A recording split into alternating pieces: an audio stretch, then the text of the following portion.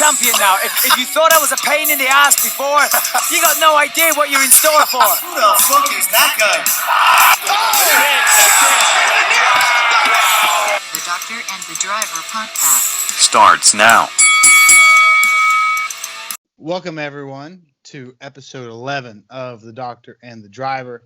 This is the driver, Gage. I am joined by my co-host and also official producer of the show. He does all the actual work. Alex, how are we doing tonight, man? Yes, the Doctor. Don't forget that. Oh, did I not say that? Sorry. The Doctor. Officially, I've earned that. The Doctor and... Oh, you're done now. Yeah, I'm done.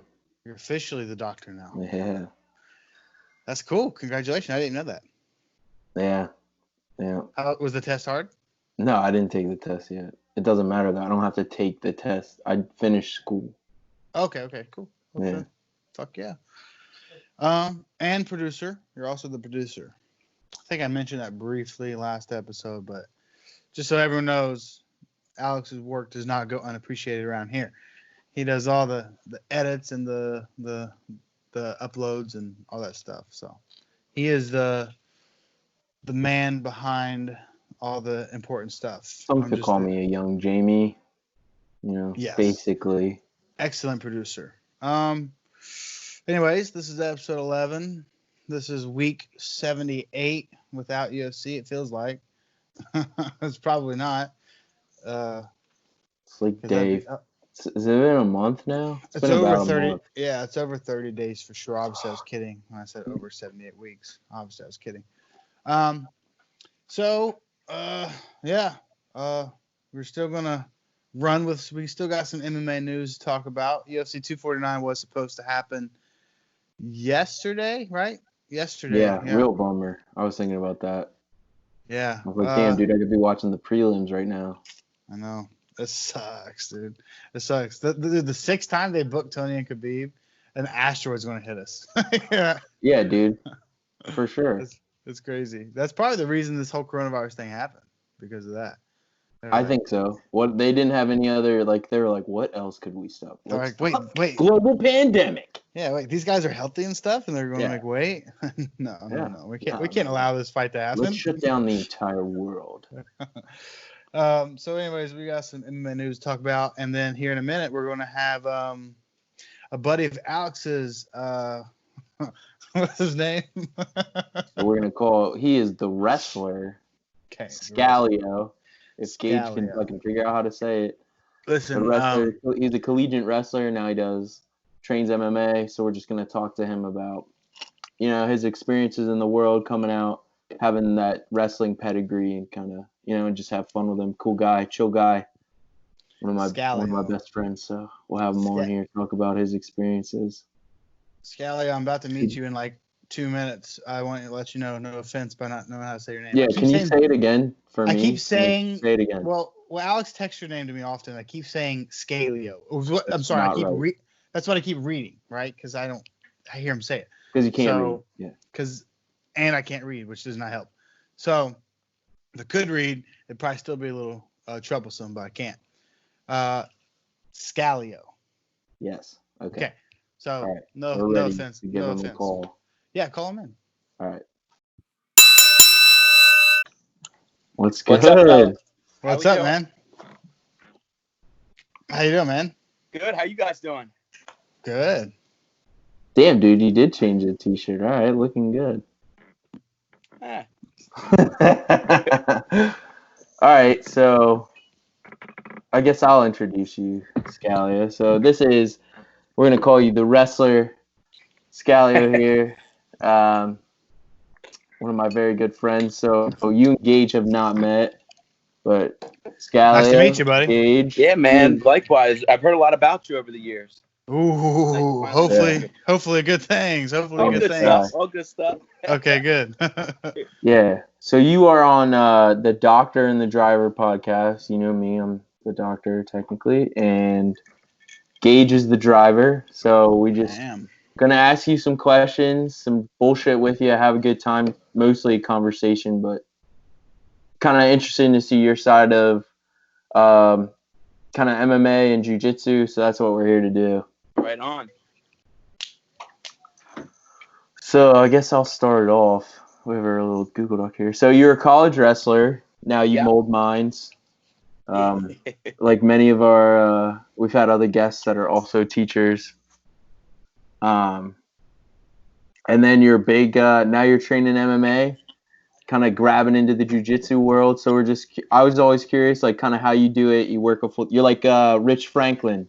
He was a middle school teacher, right?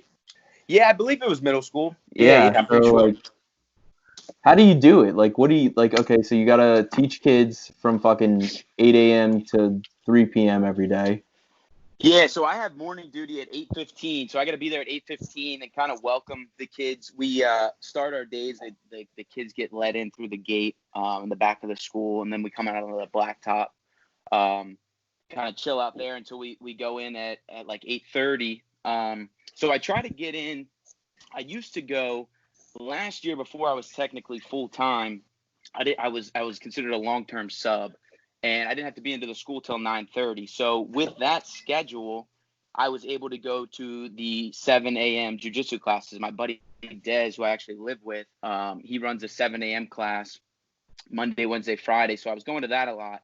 But now that I got to be in at 8:15, it kind of restricts me a little bit. So usually I'll do like strength and conditioning stuff in the morning. And then when I get out of school, I'm also in grad school. So I try to get that shit done. And then usually night trainings around like 6, 7, 8. So it gives me a decent amount of time to get my stuff done. Because we're done. I'm out of school at 3 o'clock. Usually in my car we're dismissed at 3 o'clock. I'm usually in my car by 3:20 back home, 3:45, 4 o'clock, depending on traffic.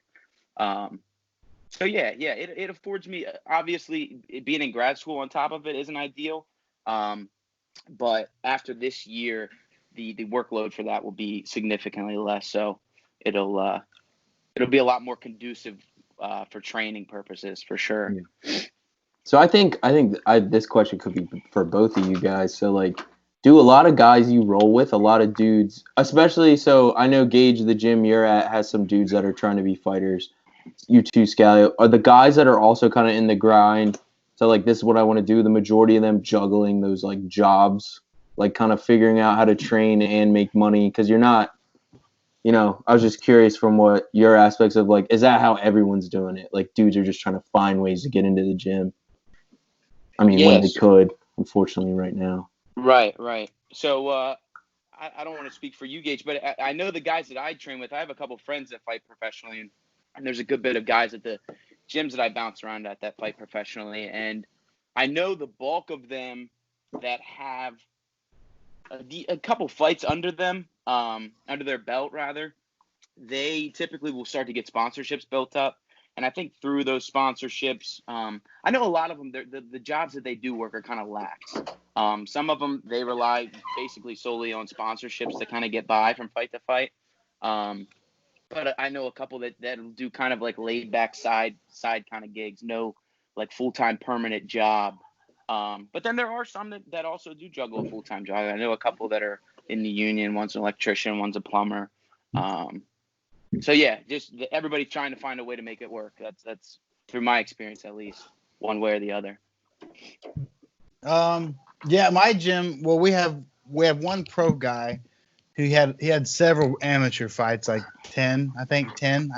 He went 10-0, 10-0 or 11-0 or something like that. And he's had, I think he's only had 2 pro fights. And he's a cop here, so he's he's a Bremerton police officer. And then we have an amateur guy. I think he has a small sponsorship, guys that make his trunks and stuff.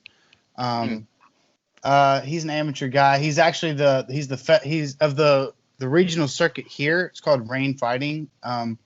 He's the featherweight champion of the amateur circuit. So and he's a manager somewhere at a grocery store or something, I think is what he does. So all the guys that I know of that fight, I think only one at my gym actually fights professionally. He's a cop, and I have several amateur guys, and there's like a massage therapist, there's a manager here. So everyone that I train with has a job for sure. Just trying to make ends meet until hopefully their fighting career takes off. A breakthrough, yeah, right, no doubt. So you guys met? Did you wrestle at the school that Alex went to? Is that how you guys met, or no? Nah, man, I'm he out- was there. I'm He out of was the there loop. I'm out of the loop. freshman year. When you were there, Gage, you would have been a senior when he was a freshman. He went for like a week and dipped. Yeah, so I actually Go ahead. So I originally wanted to play baseball in college. Since I was young, that was always the goal. And I realized that the school I was going to, you weren't going to get many looks. It was just a super small school. Baseball team wasn't the greatest. And Okay. playing Teener League in Gettysburg, I made a lot of friends that went to Gettysburg. The bulk of the kids that I played with ended up going to high school at Gettysburg. Oh. So I wanted to go to Gettysburg, basically. So thankfully, we had just moved, and I was in the Gettysburg School District. Out in Ortana. I don't know if you know where Now's Foods is, right past the railroad tracks. I know where Ortana is. You know Okay. TikTok, Gage? I know what? TikTok? The app? No. Oh. The fucking place in Ortana, man. Never mind. Dude, you know where Haynes lives, right? Yeah. I've You been know to where the Haynes' barn house. is? Yeah. Yeah, that's Ortana. Yeah, I just said I know Ortana. I just don't know where the store is. Well, TikTok is the road you turn on to get to Haynes. The app. What the hell was I saying? So you went to Gettysburg. See, this is all new to me. He didn't, I went to really. Gettysburg for about a month. Oh, gotcha. Yeah, Okay. yeah, and then I used an address to transfer back. Like So I what said, I school did moved you? into- So what school did you go to? I graduated from Fairfield. Gotcha. Okay. Yeah. Okay, we're tracking now. All right. Yeah, This is all new to me. Alex, you're terrible at filling me in. sorry. It's all Yeah. new to me. Okay, so Yeah, that's how you guys we- know each other. Yeah, we probably started hanging out. I mean, I knew of Chase and Dane, Alex. I mean, we played baseball together, so I had known them. I wasn't necessarily friends with them. Probably Dane more so. But then what was it, like my senior It year? was your freshman senior year week. in It was college? your senior week, and I was there as the loser that was a freshman No. in college at senior week. No. That's where we became friends. Dude, Because I got convinced do you to remember go when down to you- the beach. Oh, yeah. Yeah, you guys invited me to your senior week, and I was like, man, I'd be the super loser. Yeah, because no, I was- you'd be the old guy. Yeah, so for people that don't know, at least I think it's pretty big on the East Coast. Like definitely like Pennsylvania, New Jersey, Maryland, people that I've talked to, it's like when you're a Yeah. senior in high school, you go to the That's the beach spot. for a week and it's called senior week. Everyone goes and they sell stupid, when we were there it was all Jersey Shore t-shirts, like Jim Tan Yeah. laundry and like do you lift, bro? Cool story, bro. T-shirt. Yeah. You buy snapbacks and fucking get drunk and underage drink. So like, yeah, you go there. Usually you're supposed to go as shit show. your senior. I went to my senior. It was very fun. And then, you get sometimes you have those stragglers that are in college but show up Hey-o. at the high school senior week. So you went. So you went. And I That's what went. you- Yeah, I Okay. went. But I went with like other people my age, okay? It wasn't like I was in a house with a bunch of high school seniors. I was there with like 6 other people that were freshmen in college, and we got a hotel room. And Well, that's I know how- you- that's I how know we you hooked up with guys- Talia. Well, I know you guys invited me because literally, besides Travis, literally all my friends were in your grade, one grade below me, Yeah. like all of them. So I didn't go to a senior week my senior year. See, but I mean, the year Scalia went wasn't the year you would have went. That was another. This was the year after my. so so you would have been Scalio 2 years was a removed. year below He's you. a year below me. Mhm. So, Gage, Graduated. you graduated in 11 then? Yes. Yeah. Okay, that makes Yeah. sense. Yeah, that was the old guy. No, Zach Hill was the old guy. Remember, Zach Hill was 19 when he graduated. Yeah, that's because there's some learning issues there. I was 18. I was 18. I feel like everyone else was 17.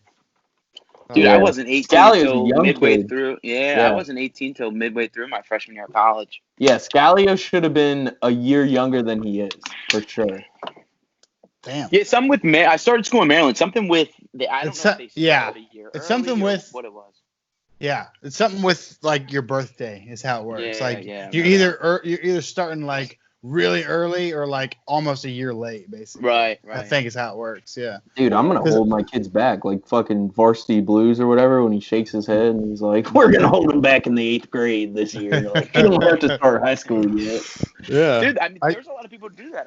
There's a student that I have that is getting held back, and he wants to play football. And I mean, he's a quarterback, but the kid's like 5 foot. Damn. So I guess they're waiting on a growth spurt. So we'll see. But it's become pretty popular with sports. I know that. I'm sure. Which is crazy when Especially you think 8th about. grade holding kids. Well, back. 1 year makes such a difference when you're that young. Oh, absolutely. Yeah. I feel like when we graduated high school, it was just starting to do this, but I feel like now high school sports have exploded. Like if you go on ESPN, like the amount of shit that is broadcasted, Well, like high school basketball, high school football, like when top 10 having high school players on there. Yeah, it's unheard of, right? It's like, what the fuck? That was not happening when we were in high school, and now it's like this high school. Like if a kid made a top 10 in high school, it was something insane. And now it's every other goddamn week.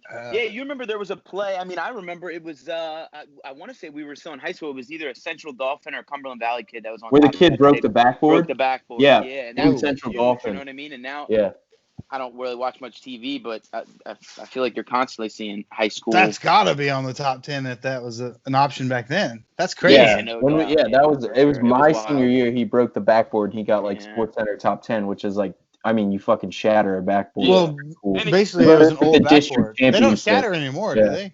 They don't shatter Yeah, anymore, it's right? rare. So they I got a think they're better made design differently. now, Yeah. But again, Um, that was the time where, social media and stuff was starting to blow up. I remember Twitter Yeah. was getting huge then, and again, that's what brought on. That's why you're seeing all these high school videos. I mean, you can watch high school basketball games, Right. like across the country. Sierra Canyon comes to mind. I know that's like a good team out in California or something. If they had that Odessa team from Friday Night Lights back in the social media age day. Yeah, would have been another thing. No, but I guess getting back to why people usually listen. Sorry. To, Yeah, I didn't know you were a local guy. Yeah, man. Yeah. You're out in Philly though now, is where Yes, you're sir. kind of training around. So I mean, I know I'm curious, kind of what's been your experience like, kind of joining that jiu-jitsu community, because you're a collegiate wrestler, wrestled your whole life, thought you were gonna play baseball, but then we're like, oh shit, I'm really good at like pinning people to the mat. So maybe I'll go with this. Yeah, man. So I had, like I said, I had I don't know if I mentioned this, but I've talked with you about it. My friend Andre, and he was a guy that I think he graduated in 2010 from high school, and he's from Delco, the Philadelphia area. Originally wrestled at UNC, ended up making his rounds, bounced from UNC to Bloomsburg, and then ended up at Kutztown. And he kind of became like a mentor to me. My freshman year, he had just transferred into Kutztown, and because he had transferred from 2 Division I schools, he had to sit out a year. So he was basically sitting out a year, still training. But again, it was my freshman year, and he kind of took me under his wing. He graduated and got right into fighting, and we kept in touch. And it always interested me. But as you know, back here, jiu-jitsu's, it's non-existent really. So I knew after college I wanted to transition into it, and I knew jiu-jitsu was relatively similar to wrestling, but I didn't really have a good grasp of what all it entailed. I mean, I would watch guys and think that I had like a concept of what grappling was, and I would see jiu-jitsu exchanges, and it was opening up a completely different world. I had no idea for the first time kind of what was going on a lot of times. So my friends that were getting into jiu-jitsu, they would show me this stuff, and it was just fascinating, right, to see some of this stuff. I mean, heel hook in particular. If you have no conception of what you're watching, what is unfolding in front of you, and when you're watching jiu-jitsu and you're seeing leg entanglements in the 50-50 position, I mean, you can't grasp what is going on. You don't understand any of the mechanics behind any of the moves, and it's again, to me, I'm just being curious as I am. It was fascinating, and I wanted to. It seemed like an extension of wrestling, and with collegiate wrestling coming to an end, I still had that hunger to compete and to train. So it was a good kind of extension, and it was a clear pathway after college. I don't know if I'm answering your question. Sorry, I feel like No, I that's think good. so. Yeah. Yeah, like the only thing had I a would. question. Ask it. So I would just play off that. Is it Joe Rogan that says that like jujitsu is like human playing chess with each other's bodies, basically? I feel like I wrestling. don't know. Sorry. I forget the exact quote. Like I'm butchering it, but it's like basically Well, like I think body I part think Eddie. chess. Though there's a common phrase. Eddie I think Bravo? Eddie Bravo made it way better because the common phrase is jujitsu is human chess. Okay. But Yeah. Eddie Bravo kind of touched on that and said, yeah, it's like human chess, but it's as if you could add more pieces to the board the longer you do it. Yeah, You know what I mean? absolutely. Because you're so Right. limited at first, right? You're so Totally, limited at totally. first. You don't Yeah, have you start in a unlocking. chessboard in a real chessboard. You all have the same tools. In jiu-jitsu, it's not like that. You know what I mean? No, absolutely. That's a really good way to put it. Yeah. I had a question. Sorry, when you listen to this, you'll hear the beginning. I always fuck up. Is it Scalio or Scalio? Scalio. You're Scalio. good. You're Okay. good. I promise I'm not going to fuck that up again. Nah, Again, you're good, man. I can't, dude. I can barely read. Okay, so, so I'm actually Um, taking a reading literacy course right now. exactly. So I'm gonna be able to help out with that. Yeah, send some of that shit my way, man. So what we talked about this a little bit last episode. I don't know if you listened, but so I just wrestled I wrestled my senior year when I moved to Gettysburg. My old school didn't even have wrestling, so. And where were you from originally, Gabe? Ohio. Oh, okay, that's right. Yeah, Southern Ohio. Okay, right on. So yeah, Close to so Kentucky. That's why he has that southern drawl. I don't have a Southern I drawl noticed anymore. that. Yes, you do. Yes, you do. You're on record saying I don't have it anymore. It's but it's still a little there. It used Okay. to be like fucking now. Like Okay. where the fuck is this kid from? I'm trying to get rid of it, fellas. So last episode we Nah, I talked dig about. it, man. So obviously I don't have any of the wrestling stuff like you do. I wrestled 1 year, but so from my understanding, and I train with wrestlers. What I was thinking was what I said last episode as far as wrestling. I said wrestling as far as jiu-jitsu goes is super helpful once you're past the guard, like on top position, right? Totally. Like a side control, Yeah. you're probably pretty solid in side control. You know what I mean? Yeah. I was thinking, and this is a question I'm asking. So, as far as wrestling goes, did you really have to focus on guard passing because you're probably not used to someone on their back with their legs wrapped around? You know what I'm saying? Yeah. It was weird at first, but I will say that having that wrestling background, once you kind of understand what translates and what doesn't, you're able to eliminate a lot of those bad habits that you would otherwise kind of bring into jiu-jitsu. Okay. So one thing that I realized is from side control. So wrestling, my best position until probably the end of college was on top. That was kind of where I started wrestling late. I started in 8th grade, so that was really where I scored all my points. My coach was all about top and being tough on top, grinding a guy down, turning him with a tilt. It's an old-fashioned 2-on-1, which I'm sure you're familiar with. You hear the term used in jiu-jitsu, although it's Right. slightly different. It has a different purpose in wrestling because obviously you're trying to hold a guy down, whereas in jiu-jitsu you're not really trying to escape as much as gain Correct. back good position and stuff. So being good on top, you learn to use your legs a lot, right, and not neglect the lower half of the body, which is something that serves you well in jiu-jitsu, obviously. Yeah. So if you're able to use your legs, for example, when you're inside side control, and you can use your knees, for example, to create those wedges down at his hips and up at the arm and isolating different body parts. Right.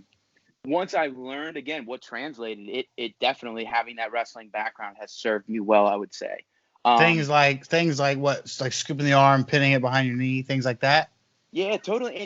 And to be completely honest, man, I oftentimes will sit on my butt from the start of a go, and it's not ideal for me, but what I was noticing, especially when I first started and kind of being ignorant to the sport, I would always start up on my feet, and that was what was comfortable to me, you know, and coming from that wrestling background. But once guys would realize that I was gonna try and wrestle them, they would just sit to their butt. So I was like, screw this, I'm gonna sit to my butt and beat you to it.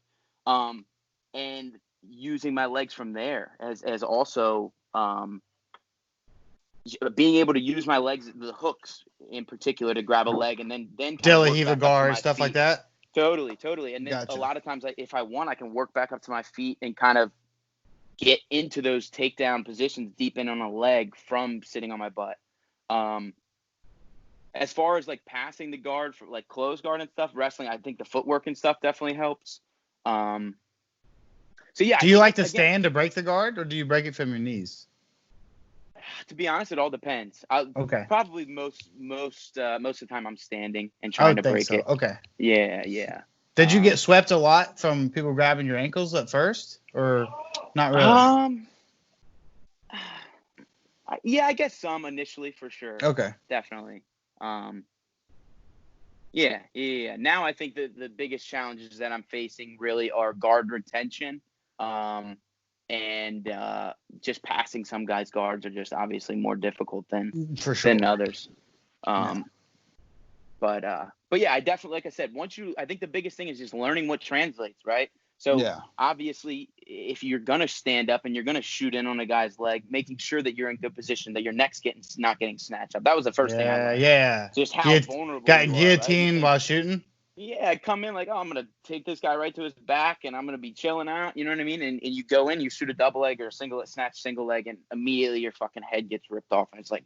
It's humbling, dude, because a lot of these guys, man, and I love the jiu-jitsu community. That's one thing I'll say. But a lot of these guys, they just don't look the part of a dude. For you know what I mean? That's gonna fucking rip your head off. Secret assassins. Dude. Yeah, Yeah, dude. right. What is Eddie Bravo? His nerd assassins. Nerd assassins. Yeah, it's true, man. These guys look like fucking dorks half the time, but they're fucking killers. It's humbling. And again, I love it. I love the jiu-jitsu community. It's a very welcoming community. It's a bunch of freak shows, all different walks of life. I got one more thing to say, then Alex can take over the next question, because we did talk about it last episode too. I wanted to hear your touches on it. So we talked last episode how a jiu-jitsu gym is such a fun environment. Like, you're happy to be there. Everyone's slapping hands and goofing and hugging and having a great time. You leave there and you're happy. Versus wrestling is grueling, dude. You want wrestling practice to be over. So I want to hear your thoughts on that. Yeah, man. So it's wrestling, and again, it's totally different. And I was talking with Alex about this earlier. In the wrestling world, it's like you kind of come into the practice room every day just expecting to go to war. You're just ready. You're kind of on edge. Yes, sir. And that's why, for me, my roommate, and you've met him, Bigfoot Alex. I always gravitated to him. He's my best friend in college. He was always just making light of stuff, always just kind of lightening the mood. He would ease the tension. You know what I mean? You walk into practice, and like I said, everybody's on edge because you realize you're about to fucking kill each other for the next 2 hours. So having a guy to kind of just keep everybody relaxed was cool. But to get back to your question, it's totally different because in jiu-jitsu, again, you're pumped to get there every night. You're driving. You're just fun. Excited. Yeah. Whereas wrestling, it's like there's kind of that anxiety. You're like, you don't really want to be there, kind of, right?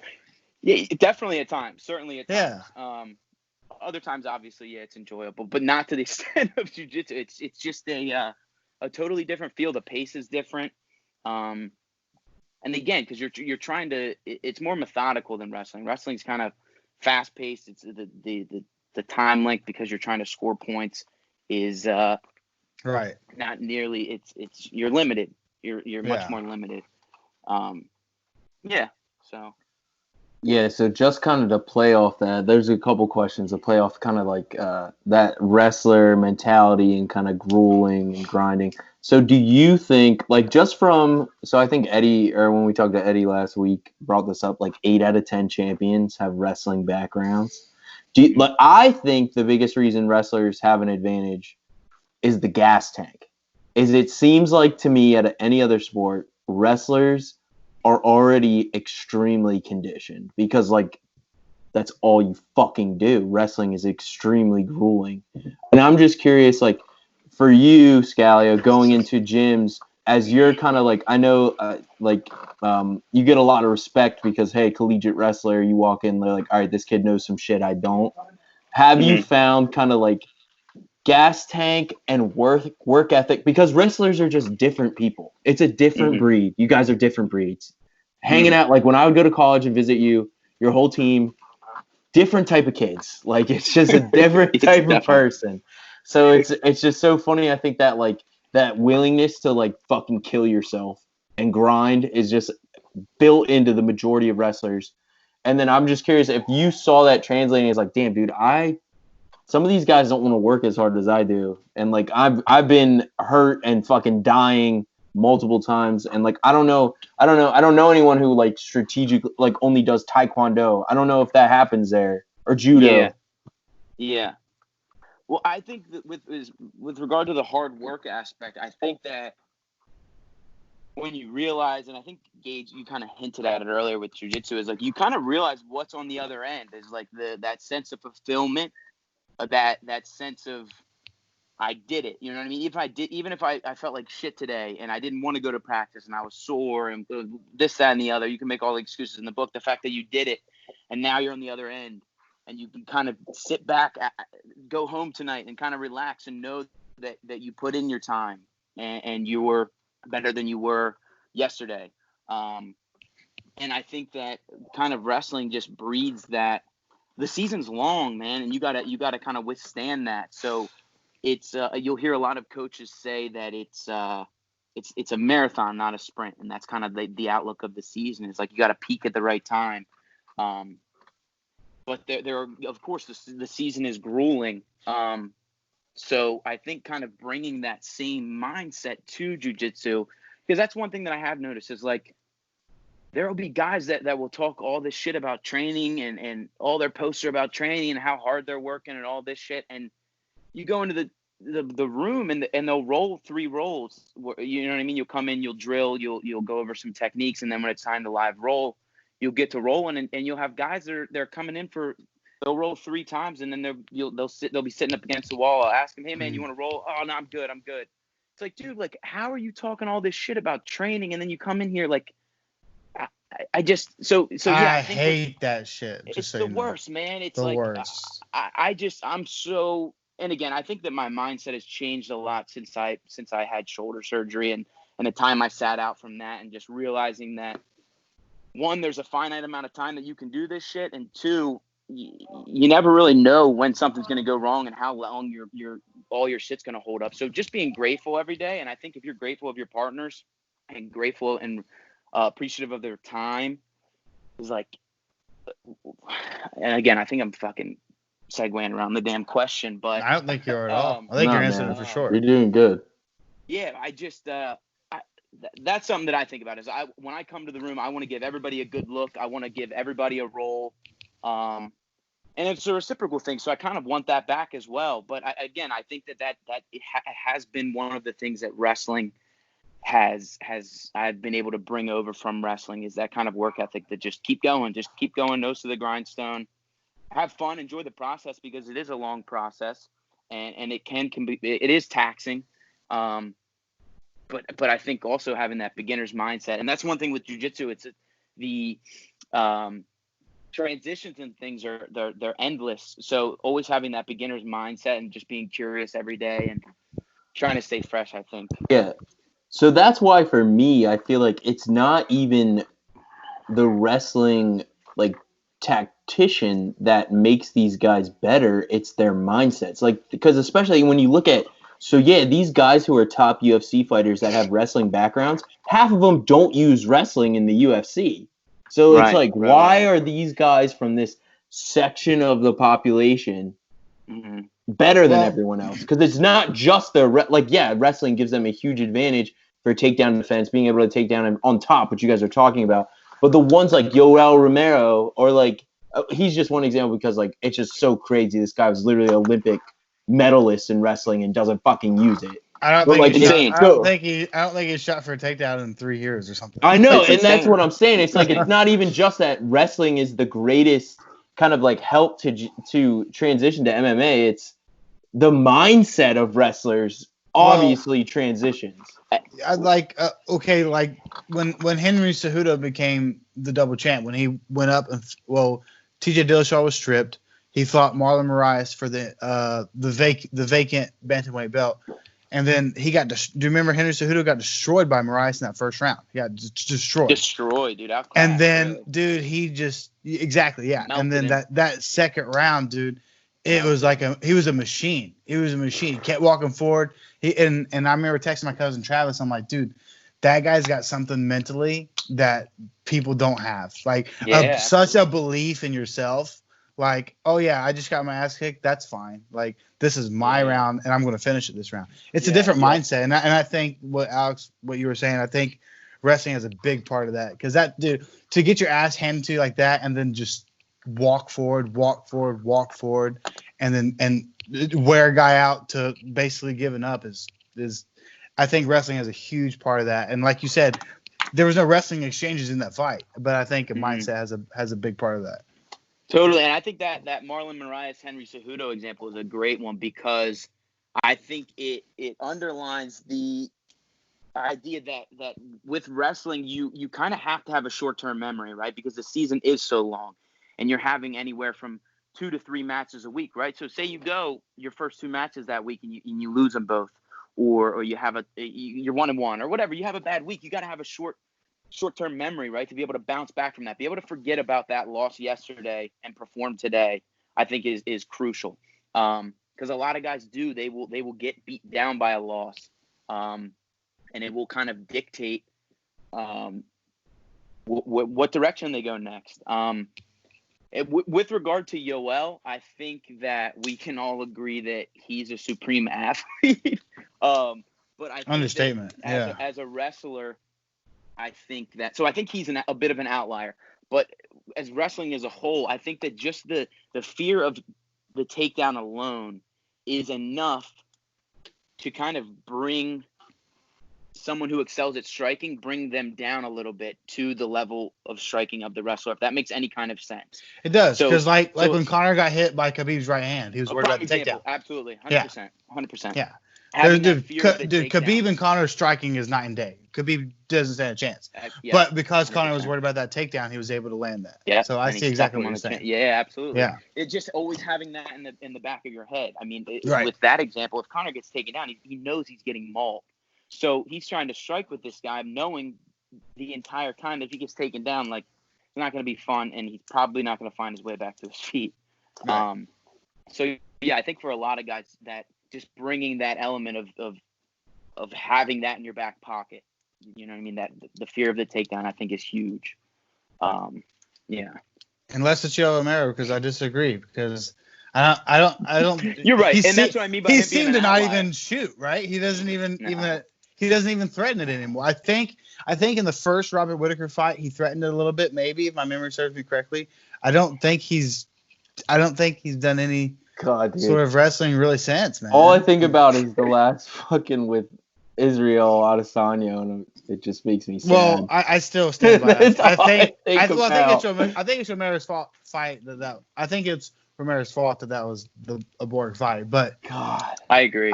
I mean, we talked about on the show, like you're there to take something, right? Like you're here, Adesanya is like, hey, you're trying to take what's mine, come and get it. You know what I mean? Yeah. Like I'm gonna play the smart fight, and he's a counter striker anyways. Like Adesanya doesn't, unless he smells blood and hurts you, he doesn't walk you down anyways. You know what I mean? Yeah, right. And literally stands there the whole fight, basically. I mean, come on, what do you expect? But and then we talked about before, obviously we didn't really get to see it because it was a boring fight. But Alex and I talked about it before. I'm like he's probably not going to wrestle, and he's going to play a kickboxing game with probably the best kickboxer in the UFC. That's a terrible idea. Yeah. And apparently, we really didn't even get to see him strike, unfortunately. But I mean, his game plan in general, I don't know, it was awful. But his game plan in general was so terrible. Yeah. Just so terrible. I'm going to stand here and try to force a counter striker who has the belt to come towards me. Come on. Yeah. That's what I mean. Yoel's such an outlier, man. He's just a weirdo. You never know what to expect. I don't get it. He's a specimen, no doubt. But his game plan is, I'm always questioning. And he gets title fights on like 3 or 4 fight losing streaks. Yeah, right. That makes him an outlier. That makes him an outlier for sure. No doubt. I heard they're going to give him Chris Weidman next. I think they really just want Yoel to win because Weidman has a glass jaw these days. Do you remember the last time he knocked out Weidman? I remember the last 37 fights Weidman's got knocked out. Basically, it seems like. Dude, I think about remember- Travis being like, I used to be a Chris Weidman fan. Chris Weidman gets knocked out unconscious every fight he does in the Remember how last like freaking- 3 years. He was the man, dude, when he was beating Silva. I know. Dude, I know. oh my God. That poor I man. hear that Yoel and Weidman is next. And the Dude, only thing I Gabe, can think of is DM they him, want get him on here. They want Yoel to win is the only thing I can think of. Yeah. Poor Because Weidman. that's 4. He's lost 4 straight. Yoel has 4 straight.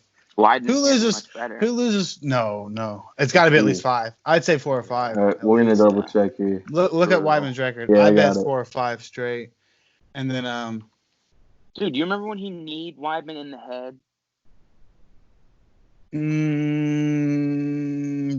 vaguely.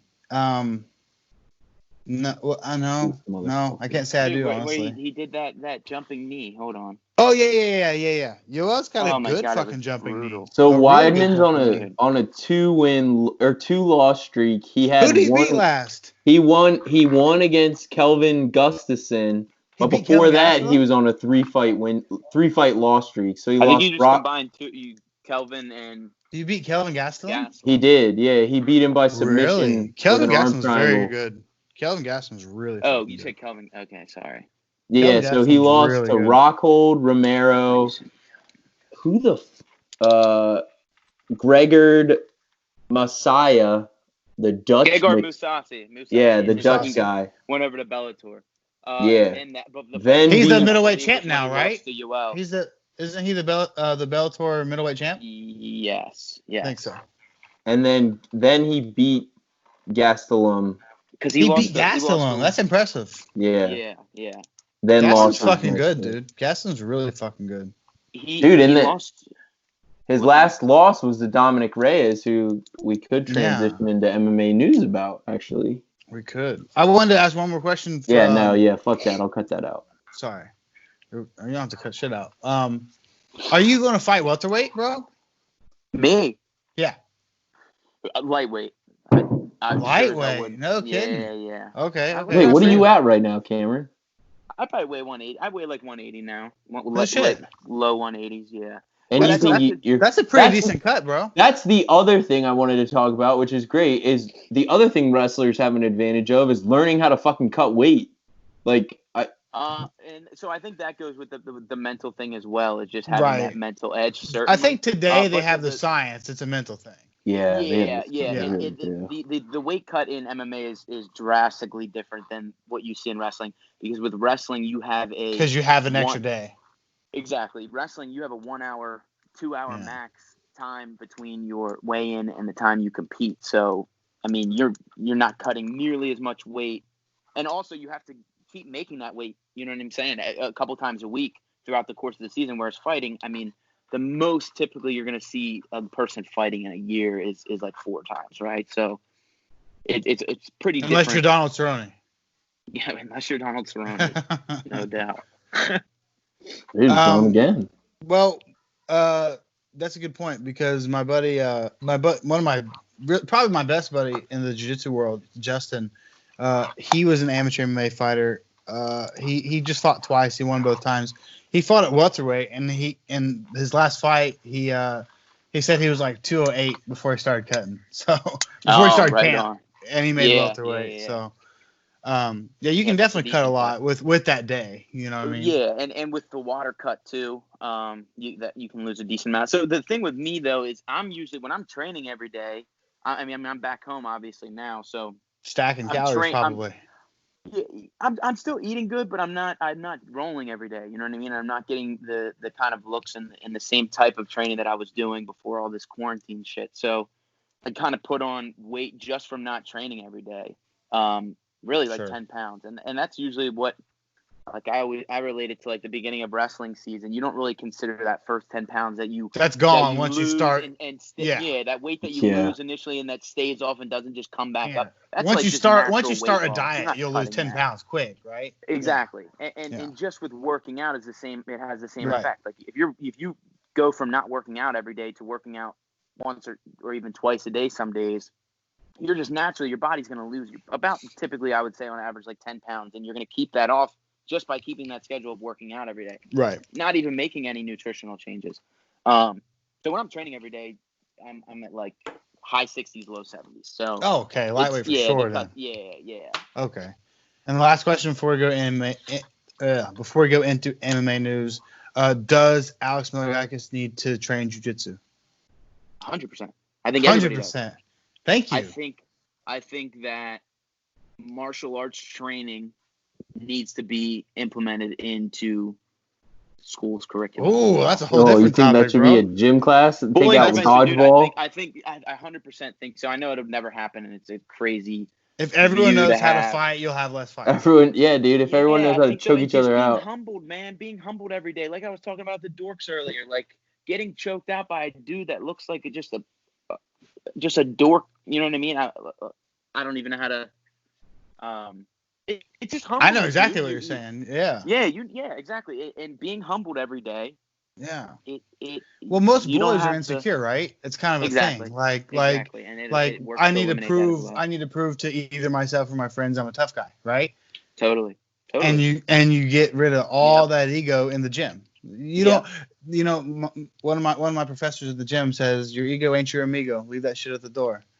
I love that. Yeah. Damn, I'm gonna steal that, dude. Yeah, your ego ain't I your love amigo. that. Listen, I mean, how many times in your gym have you had a guy come in and is like, yeah, like I did this, I did that, I was kind of a street fight, or you know what I mean? You're like, okay, cool. Here's the guy with the glasses. Hey, buddy, you're about to get choked out. Yeah, 6 here's the times guy in that's 4 minutes. 125 pounds soaking wet. Right. Yeah. And just that being humbled every day, I think that does something. It kind of wipes out that feeling or need to maybe put push someone all your shit down on. or Yeah, absolutely. Yeah. So Alex, get to the gym is what we're saying. Yeah. Dude, and just being able to move your body, it just gives you a new sense of confidence too, I think. And it's just fun. It's just fun. It's just fun. So it's the funnest thing I ever did. It's 100,000%. Couldn't agree more. Yeah.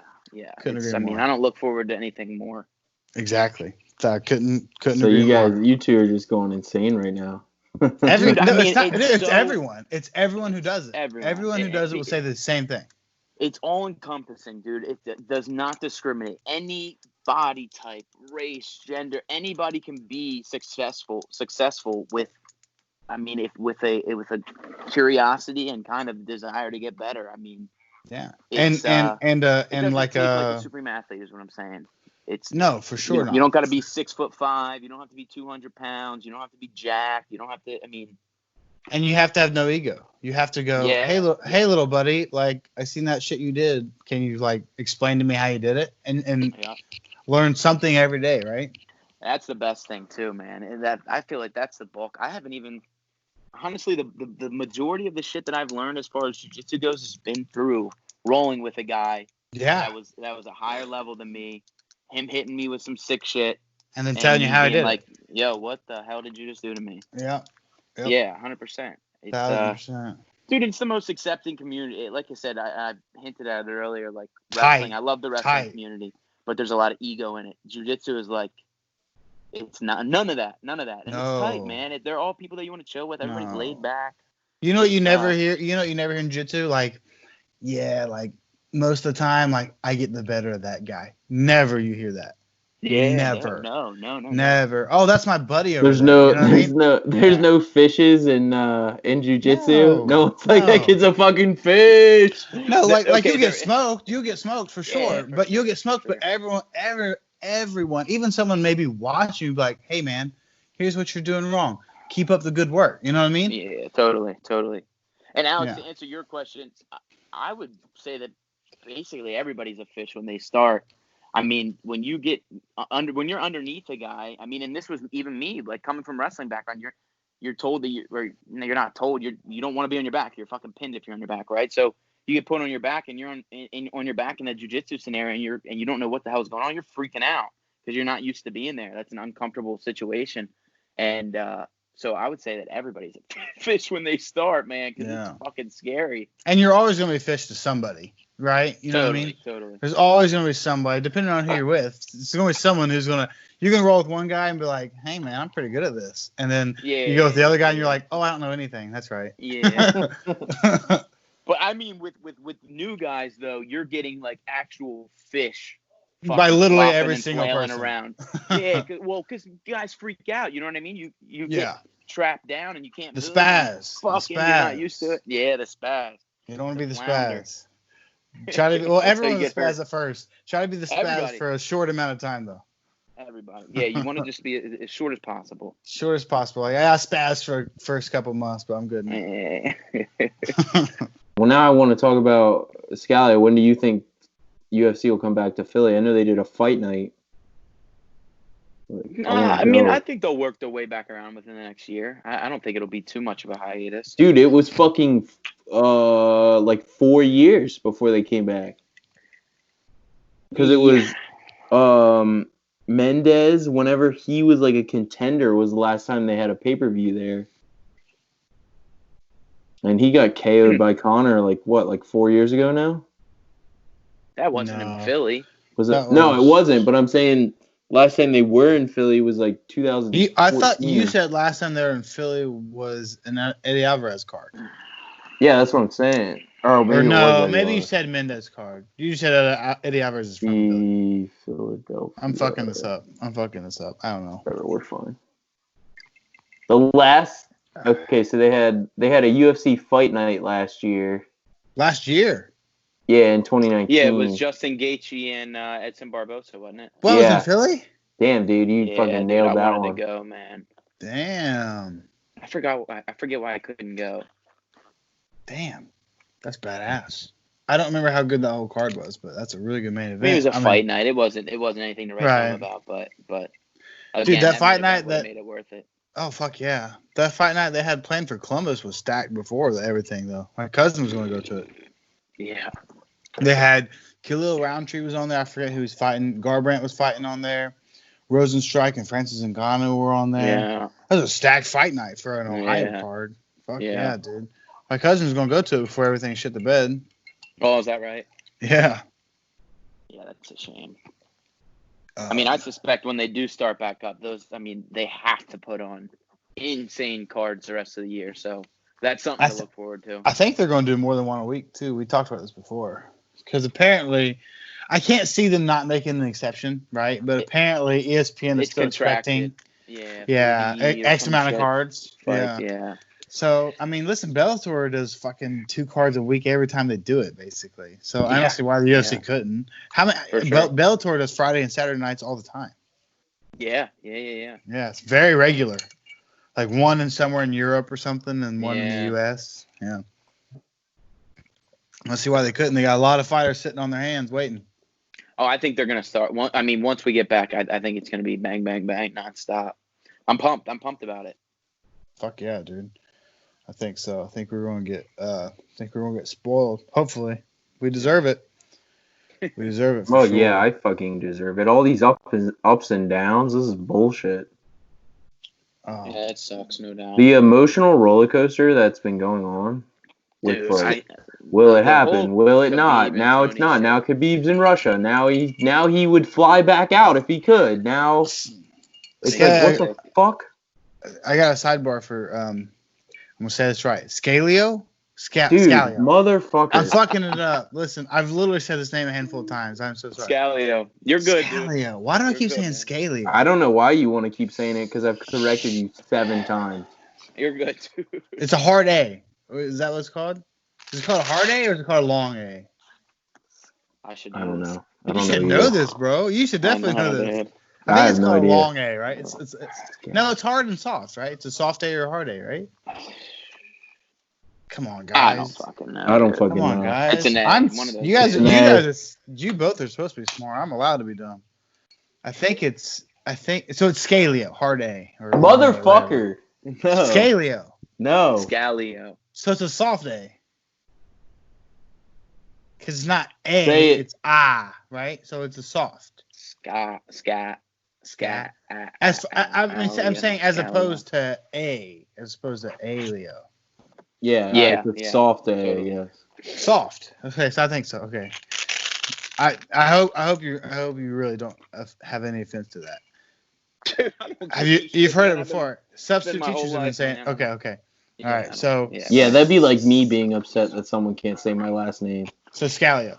So Scalio, There you go. Nailed it. How annoying is it? Because I think of one I think of one recent one with a guy I used to work with.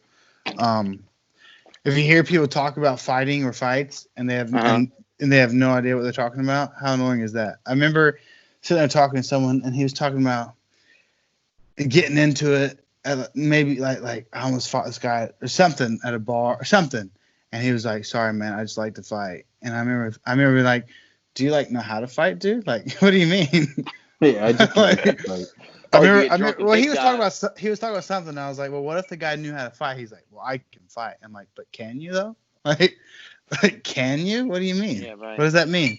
What does I can fight mean? Like in today's age, like it means something very specific. Yeah, Totally, dude, it totally, really especially if you're does. talking to us. Yeah, right. I think it's dependent upon who you're talking to for sure. But as far as annoying goes, If someone says I can fight or I like to fight, I'm like, like, definitely, I'm always. I need skeptical. some more background to this. You know what I mean? Yeah, right, totally. I'd say the most frustrating thing for me is just people, and I understand it. Like, I probably when I'm watching basketball or some shit, say something that I'm, you know what I mean? Say some ignorant Sure. shit where I don't really know what I'm talking about. I just don't really like how people talk about the when fights go to the ground and they just have no conception No. of what is actually taking place. And again, how could you if you've never been in those scenarios? How could Right. you know what's going on? How many times have you heard? It's like I know it's like an ongoing meme. Like, well, jujitsu wouldn't work on me. I would just stand up. Have you heard that before? Yeah. Oh yeah, yeah. You just stand up. Yeah, right. Okay. Okay. That raises another important point though, because I think that's another thing that wrestling helps with in terms of MMA is Keeping it down. Yeah, because in wrestling, you are actively, if you're underneath a guy, trying to get back to your feet. That is the goal. Sure. Get out or get a reversal. Whereas in jiu-jitsu, if you're on your back or You'll just play from there. Yeah, right. I mean, you can be offensive from there. Whereas in wrestling, if you're on your back, you physically can't be – the rules state that you cannot be offensive from there. You know what I'm saying? So I think that also helps. If a guy has a wrestling background and doesn't want to be on the ground, maybe he is going up against a jiu-jitsu specialist and wants it to go back to the feet. Maybe he can get the takedowns, but he feels uncomfortable when it gets to the ground, right? Sure. So, like Ben Askren and Damian Maya. Totally. Yeah, right. Good example. Totally. Yeah. What the hell were we just talking about though before that? Because the misconception of the ground, basically. Yeah. So I guess just people don't appreciate it, but again, I get it. It doesn't really look like a whole lot if you don't understand what you're watching. And truthfully, it's endless. The grappling world is endless for sure. Yeah, and also people just don't know the implications, right? So, why doesn't that guy just spring up and get out of that? Well, not realizing, okay, well, in order to do that, he's got to turtle up or he's got to give up his back or, you know what I mean? There's so many different scenarios that people just have no conception of. That I would say is most frustrating. And then from a striking standpoint, I wouldn't say that I have as much, I don't want to say pride, but my background isn't in striking. I've gotten me neither. Far more comfortable because I've been doing striking for a little bit now, so I'm certainly more comfortable than I was when I started. But if a guy's going to talk about striking, I'm not going to have as much like, hey, you don't know what the fuck you're talking about kind of attitude. No, but I'm saying Joe Schmo, even in a spar, like a kickboxing spar, right. Like, oh, you don't even know how to punch. That's cool, dude. You know what I mean? Yeah, right, totally. Yeah. 99% of people don't even know how to throw a real punch. Yeah, man. It's like I see guys, even people that throw in like a football or a baseball, like watching somebody throw and tell me that they know how to fight. I'm like, dude, you don't. It's like, oh, dude, your jab is pitiful. Not really athletic bone in your body. Yeah, right. Right. So. Yeah. Yeah. I remember a lot of guys that have no comprehension of how vulnerable they really are. Yeah. Oh no, I would say most people don't. Yeah, most people, and what we're talking about before, like the nerd assassins. It's like, oh, dude, you're way too confident. Like, you don't know anything about this guy over here. Like, he might look petty, but you know what I mean? Yeah, I would say that's something that actually does frustrate me is how many people go through life with this false sense of reality, this confidence, that I don't know where it Of being comes from. tough or whatever. Yeah, and it's like, Yeah. dude, you've Yeah. never fucking been grabbed a hold of. Like, you have no idea Right. what Never somebody been that knows what humbled. they're doing. Yeah, right. And I Exactly. think that a lot of people are missing out on that, and that's why I think Yeah. it's such a great thing to be humbled. Because I truly do. I think people are missing out on that. I don't think that enough people are humbled because people find their comfort zone and they kind of tend to Yeah. stay within that. I mean, that's human nature, I would say. Really, it's just And some people kinda don't trying like to it. become comfortable. And some people, I'm sure Don't you've had like- people. I've had people come in the gym before with this crazy backstory, and you're like, cool, okay, cool, man. Like, can't wait to roll. And then they get smoked by everyone, and you never see them again. You know what I mean? Right. 'Cause They it don't like really- that. it They're really like, no, I puts want to a be dent the in there, tough you go. guy in my own head. Totally. Yeah. Right. It ruins Instead of learning, you know what I mean? Yeah, totally. Yeah, Right. absolutely. That tells you a lot about a person, though. That's for It does. sure. Yep. Tells you a lot about a Yeah. person. It does. I think Eddie Bravo said that before. Like his first day, he was like, "Yeah, I got choked out 30 times by some purple belt," and he was like, Mhm. "You know, your instincts is either fuck that, I don't want to do that again, or like, well, I want to be able to do that to someone one day." Yeah, right. Right. Yeah. Yeah, I So- kind of take. I like putting myself in positions where I'm gonna be vulnerable. You know what I mean? Like putting myself in uncomfortable situations. I find that that's the fastest way to growth, to fast track any kind of growth, and really Yeah. anything is just figuring out the little components of the bigger. You know what I mean? Taking the big idea, the big picture, and then figuring out what all pieces come together to make this whole thing work. So, for example, sitting to my butt rather than starting up on my feet where I'm more comfortable. I Yeah. think just leaving your comfort zone in positioning, or you know what I mean, giving up a dominant position in favor of a far less dominant position where you're going to have to fight out and kind of figure out Sure. some sort of solution to this complex problem. I think that is super big. I don't even remember what the fuck we're talking about, dude. No, I'm sorry. I don't I know fucking either. ramble. It's We're fine. having We're fun. good. We're I'm good. loving it.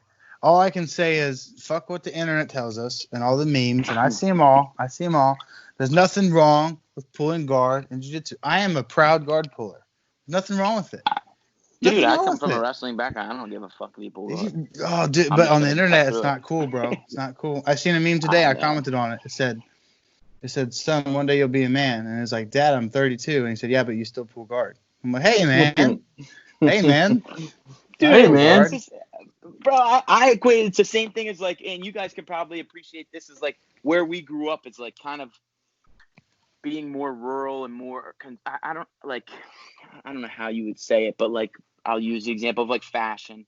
People back here Sure. are not real fashionable. So if you dress kind of more urban or more kind of just like Flashy. more, yeah, you're We're kind of, stoic that's here. Yeah, it's like your manhood comes into question. It's like same thing Oh, with Yeah, football. we yeah. talked about this on the first episode, dude. Gage walked into Gettysburg with 2 studs in his ears. Oh, did you really? I did, Yeah, and he goes, dude, everywhere I'm from wears earrings, and he's like, no one has fucking earrings here, dude. dude. I'll tell you how much. Listen, Culture shock. typically, Dude, it was culture shock for me when I went to Gettysburg, and we're fucking 10 miles apart. see, Culture well, shock, dude. I was fucking hundreds of miles apart. And Yeah. dude, typically, I don't give a fuck. You know what I mean? But Right, I tell you, right. I got so much shit. I was like, all right, these things gotta go. like the first couple guys, I'm like, fuck you, like, you know, whatever. Yeah, right. Fuck them. But then I'm like, okay, like, started to get a little insecure. I gotta get rid of this. No doubt. You're the only one, though. I'm sure there was other guys in Gettysburg. with I don't some think so, earrings. dude. They I weren't think the I same skin tone as Dude, Gage. Yeah. Fair enough. not on the light side of the moon. You know what I'm saying? Fair enough. I think I bet I had them for a week. I got some shit for sure. But literally everyone where I'm from has them. Everybody. Yeah. Until you grow Interesting. up, I guess. Like and we all do them gangster, dude. We all do them gangster. You know how I got my ears Oh, pierced, man. dude? I got my ears pierced by sitting on my grandma's toilet and my cousin Travis just shoving the earrings in my ear and putting the clip on. Hell yeah. That's how Oh, we all man. did it. There was no piercing. There was no Backwoods needle ear first. piercing. Yeah. There you go. Are these the ones you want? Cool. Shove them in. That's how we did it. Yeah. Yeah, Those man. things got infected like a motherfucker. We were told to spin them We're spinning them around so they don't sit like every couple minutes. That shit didn't Yeah. work, dude. I had pus coming out of my ears. Jesus Christ. Yeah, and then I remember telling my cousin about it because my cousin Travis had him done first. He's like, "Yeah, we all get it. Like, it's no big deal." We all got them done. we all did it. We all had to deal with the pus. It's no biggie. Yeah. Yeah, It's just one of the symptoms. You're good. but pulling guard. There's nothing wrong with pulling guard, guys. Listen, Not here's how I nice. look at it. The guys who are anti-guard pulling are like really strong wrestling or judo guys, right? Like they want that takedown, right? Yeah. So like the way I look at it is, cool story, bro. I just did your job for you. Now you're on top, right? Yeah, for sure. For sure. Like, what's I mean, the big deal? ideally, It's an you're ego gonna thing, I take think. down- It's an ego Well, thing. it is. Like I mean, you want to be get better at masculine passing and guard take if you're- down. Yeah, that's what my thing is. Like, No. if Listen, you have a I've- problem with something, then fucking do something about it. Yeah, I've figure it pulled out. guard. I mean- I've pulled guard in every jiu-jitsu competition I've ever been in. Really? Dude, I don't. Well, I landed Especially one if it- takedown. But dude, thanks here's to, the thing: if thanks to, takedowns aren't being rewarded, then who gives a fuck? The Well- objective is to submit a motherfucker. No, well, 100% true. My last competition was submission only. I took first place, but my first competition I did was it was points. I did score one takedown thanks to Coach Haynes. A lateral drop. This guy. Oh, this guy, right on. Yeah, dude. Thanks to Coach Haynes. Right on. It's the only takedown I've ever landed ever. Probably in wrestling too. I did it once to Chad Love. Shout out to Chad Love Oh, I in the remember. gym. Do you? Yeah, he was like Yeah, bulldogging yeah, me yeah. one time, like pushing me so hard, like from over under, and I just Yeah. lateral dropped, ended up on top, and I remember Coach Haynes was like, "Good lateral drop," and I tried it 90 times, failed, got one every now and then, and then in one of my jiu-jitsu competitions, this guy was just fucking. We were over under. He was like going hard. He was just pushing, pulling, and as soon as he pushed, lateral drop. Then I got smoked on points. But whatever. We won't talk about that. I started off two. I It started was a off hot 2-0. takedown, dude. It was a hot takedown. But then he absolutely destroyed me. One like I got 2 points for the takedown. And he won like 20-2. But we won't talk about that. All right. I pulled guard ever since. There's Should nothing we, wrong with Fair that. enough. should we transition, man, into John Jones, Dominic Reyes? Sure. Let's go. Yeah. Okay, we before gotta we do, I wanna say we're one on time. Let's. Yeah. Yeah, go ahead. I'm all for guard point. Don't neglect it in training, though. Your takedowns. Do your takedowns. No, you're right. You're right. And especially. But I'm all and for guard point. I think. Okay. So here's what I've said before. Alex, sorry, this might take a couple more minutes, but I've said this before. This is exactly what I say. I say there's no shame in guard pulling in sport jiu-jitsu. I've said that before. Yeah. You don't want to guard pull in MMA. You want to learn Right, takedowns. right. You don't want to pull Totally, guard totally. in MMA. And that's where I think maybe it gets squirrely because you have to know the difference. Like, listen, Right. like if I were to start training MMA today, I wouldn't go in and go, well, jiu-jitsu is what I know. I'm just going to pull guard. I would Yeah, focus right, hard on my right. takedowns, right, and then work Totally. my ground game from there.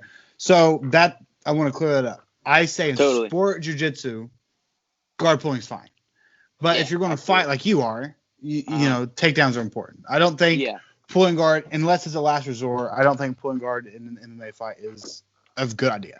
That's No, what I think. definitely not. But even in sport jiu-jitsu, and if you're gonna do exclusively sport jiu-jitsu, I still think in training that is something that you should hit on. Sure, And not, so, you sure. know what I'm saying?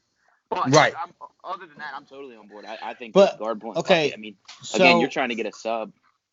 correct, and correct me if I'm wrong. Like takedowns for me in jiu-jitsu is like it's a sidebar, right? Like the sport of jiu-jitsu is ground fighting, right? Totally. Getting there one way or another, right? A takedown is more of a judo or wrestling art, in my opinion.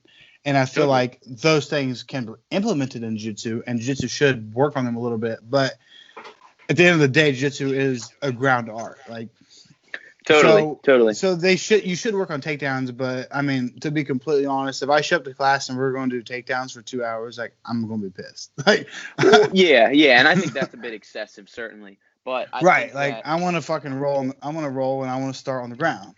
yeah, just- totally. Just saying. I just think that it is important to always keep in the back of your head that, like, at the end of the day, jiu-jitsu is like it's for self-defense, right? So in a real life scenario, right, like you said, in MMA. So say you get You don't into an wanna pull altercation guard. on the street, right? You're not going to pull guard. So I think being Correct. able to just having confidence in your takedown, In your defense, takedown. in the fact Yeah. that, like, okay, if I need to get a takedown on this guy that's trying to come at me on the street, I can take it to the ground and then I can do my thing from there. Correct. Yeah. So, but no, I'm on board with you. Totally. And correct me if I'm wrong, especially you being a strong wrestler. I mean, like I just talked for 5 minutes about pulling guard. I think I can take down with a good takedown a fucking civilian. You know what I mean? Like I think my takedowns are better than some Joe Schmo's takedown It doesn't defense. train. Totally. Absolutely. You know what I'm saying? So you're right, I wouldn't want to pull guard. Like the way I look at it in a fight, you don't 99% of the time you don't want to be on bottom in a real fight. Right. Unless you're Damian Tony Maia, Ferguson, Brian nasty Ortega, rubber guard. Tony Ferguson. Yeah. Right. Brian Ortega. I think Brian Ortega is the best guy on the bottom in the whole UFC, to be honest. But Ryan Hall is nasty. Ryan Hall is super nasty. Oh, Ryan God. Hall, I corrected it. I corrected myself. Ryan Hall is the nastiest. He's a beast. Ryan My Hall, good the friend only of mine guy- trains at his gym. He's one of his training partners. 50-50 jiu-jitsu? Yeah. No I went shit. down there. Yeah, when I was home last, I went down there and trained. Unfortunately, Ryan Hall was out of town. I think he was at At 50-50? That's the name of the gym, right? Yeah. It's in something Falls, Virginia. It's like right around DC. Falls Church. Falls Church. Yeah. He's a savage, dude. He's a savage. He's a beast. Dude, I thought he beast. teaches it. I thought he trains in fucking Canada with. TriStar. That's his Yeah. gym. Yeah. That's So- his He'll go there for so- camps, I think, right? Yeah. So But he so owns a Alex, school in Virginia. Yeah. So Alex, what oftentimes guys will do is like wherever their home is. So for example, Paul Felder, who trains, he's from Philadelphia area, I believe Ridley. When he's home, right, back home in Philadelphia area, he trains at Gracie's and EFC, which are the gyms in Philadelphia. And then, but when he's actually in fight camp, typically he will go out to Wisconsin, to Milwaukee, to Rufus Sport, Dude, which Rufus is where is, yeah. Askren, Woodley, the Pettis brothers, all those guys train. Yeah. It's actually like a mile from my uncle's house. But yeah, they'll go to fight camps. Guys will train at home, and then to go prepare for a fight camp, that's when they'll go to there. So that's when he'll go to TriStar typically. We've talked about this before. Soft A. Scalia. Yes, got it. Oh, buddy, I almost man. said Scalia. I almost said it. All right, so Scalia. We talked about it before, and I don't want to give too much props to 145 because a good buddy of ours, Arnold Allen, is a 145 contender. But Yeah, he's a beast. But yeah, he's fucking good, man. Like, I mean, I wasn't sugarcoating it. And like I said, before we had him on, I'd mentioned him the episode before. I've been talking about him for a couple of years, probably. I was like, dude, this guy's good. He's from TriStar. Yeah. I was like, this guy's good. Like, there wasn't a freak thing that he was the guy in Essex first. You know what I mean? Like, I've had my eye on him for a minute. He's very talented. But right. So he's one of those guys that hasn't blown up yet. He's bursting It's crazy. on the scene, but yeah, he's a beast though, dude. 7-0 no in the doubt. UFC. He just got ranked. Yeah. What the Yeah, fuck? yeah, right. And he beat was it Gilbert Melendez? He beat a huge name as second to Was last that who he fight. just fought? I think that was it. No. Second. No, his he last fought, fight was Nick Lentz. Was his last yeah. fight. But the fight before that was Gilbert Melendez. Yeah. It was the last fight of the prelims on some card, I think. Beat the Yeah, shit and out of him, Melendez. dude. Yeah, Crazy. Yeah, you're right. I do remember that. Yeah. Yeah, and I'm like, how's no one talking about this kid? It's Yeah, crazy. he's a beast. He's a fucking animal, dude. Like, I mean, 145, between 145 and 155, those are the 145 is tough, man. 155 gets the credit because you got Khabib and Tony and Conor, Yeah. but 145 is no fucking walk in the park, dude. 145 is pretty stacked. Totally. But Ryan Hall, we talked about before. He's got a hard style to beat, and I don't know if you would agree because he's really long and he throws those crazy spinning kicks to keep his distance. And as soon as you get close, he'll do an Imanari roll and play leg games with you. And if there's one guy in the UFC you don't want to play leg games with, it's Ryan Hall. Yeah, no, nobody can compete with him when it comes to jiu-jitsu on the ground whatsoever. No. And you can't get close to him. Yeah, right. And I think that's another advantage to a guy that's a good grappler is because you have that fear of the takedown, you're also not afraid of getting taken down, right? So that you don't give a fuck. You can throw kicks and shit. You have a crazy stand-up game and to actually develop a crazy stand-up game. And that's really what he's started to do. I mean, his shouldn't say started to. That's what he's done. Yeah. His stand-up game is insane. And then another guy similar to him at the same weight class is Magomed Sharapov, Zabit. Oh yeah, Zabit's a monster, dude. Same kind of deal. It's like He's got the same win grappling's streak legit. as Arnold Allen. Him and Arnold Allen are tied.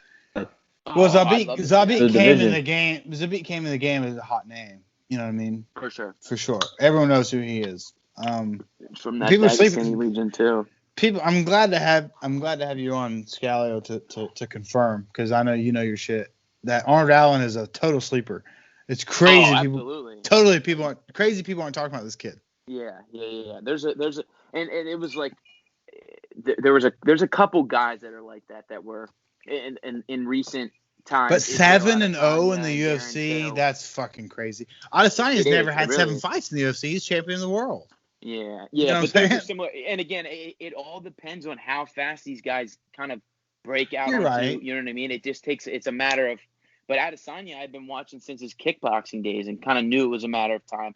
And again, he brought that hype into the UFC. He has that it factor, right? Yeah, he does have that it factor. That's All for out sure. of the cage, he has that thing you want to see. Totally. Mhm. But Darren but- Till was another one that was kind of flying, and then I'm a then huge once he Darren had Till that- fan. that- I'm once one of he the had biggest that Darren Cerrone Till fight, fans just out fucking there. blew him into the stratosphere. Yeah, he's a Yeah, beast. I'm a huge Darren Till He's fan. the man. Huge I love when he Darren puts up Till his fan. videos of him getting fucking slept on his Instagram. He's got one of the most interesting I social love media it, dude. pages. I love it. Oh, he He's doesn't give a hilarious, fuck. man. Alex, did you see Love that it, video man. I sent you earlier? That's so hilarious. With him and Mike Perry. Yeah, where he thought he was going An to a older spa. video? Oh, So I my- thought you said spa. Did you see it? You saw that? Yeah. Oh my god! And listen, no hate on Mike Perry. Mike Perry's a fun guy, basically because of who he is out of the cage. Let's be honest. But Yeah, he's a fucking I think dude, Darren man. Till would fucking destroy him, is what I think. But Yeah, he would outclass him. he's like, yeah, let's fight. He's like, oh, I thought you meant spa. Dude, I fucking He- love Darren Till. Oh, Darren Till's funny as a motherfucker. And then I remember my cousin Travis, because I was kind of high on Darren Till for a little bit, and then I remember Travis was like, dude, 0 significant strikes against Woodley. I'm like, yeah, he was fucking 24 years old. Yeah. You weren't ready for that championship caliber for sure. And then No. and then Masvidal came in, but we've That was seen a game, man. we've That was seen hard to Matt. watch. Dude, I thought Darren Till was going to smoke Masvidal. Dude, and Till is so fucking well. He's not at 70 anymore, but he was so fucking big at 170. Huge. It was probably compromising him, to be honest.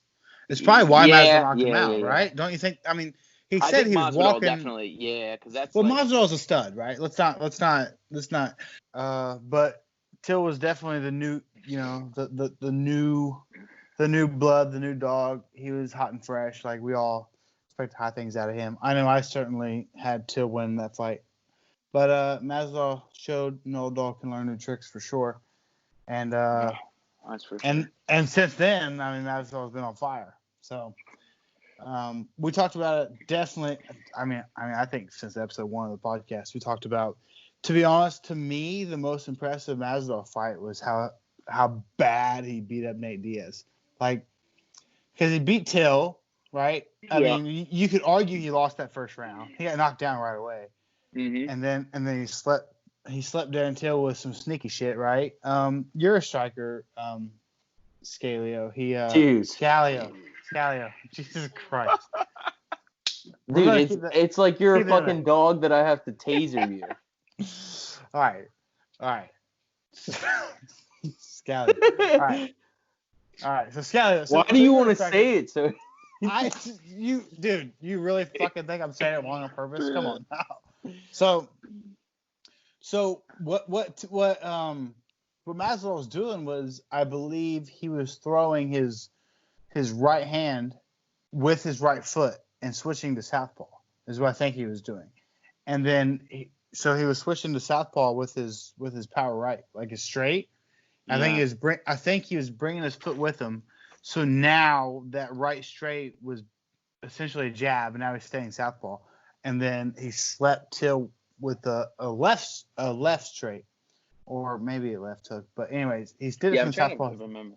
I'm trying to. You know what I'm picture saying? it. So he's standing orthodox, Yeah, I remember. right? There was Till's a a stance southpaw. switch, Till's a certainly. southpaw. And he would do a jab with his left hand, and then he would throw that right, but he'd bring his foot with him So now he's standing southpaw, and then he'd throw his left hand like a power shot instead of a jab. And I think that's how he knocked out Till. And that was like, holy shit, fucking He Masvidal's banked been that out. motherfucker. Oh, dude, it's crazy. It was the first time Till's been knocked out, I believe. And it was like, holy shit. And Masvidal had been out of the game for over a year. That's when he did the reality show. And it was like, oh man, this Masvidal, like, maybe it was a fluke, whatever. Okay, now he fights Askren, which, let's be honest, we all thought Till was going to win that fight. We thought Askren wanted Till. We thought it was Askren. We thought it was going to be Askren versus Till. Winner gets the title shot again. And then the flying knee in basically 2 seconds happens. Also, UFC probably history. for sure. No, also could have obviously been a fluke.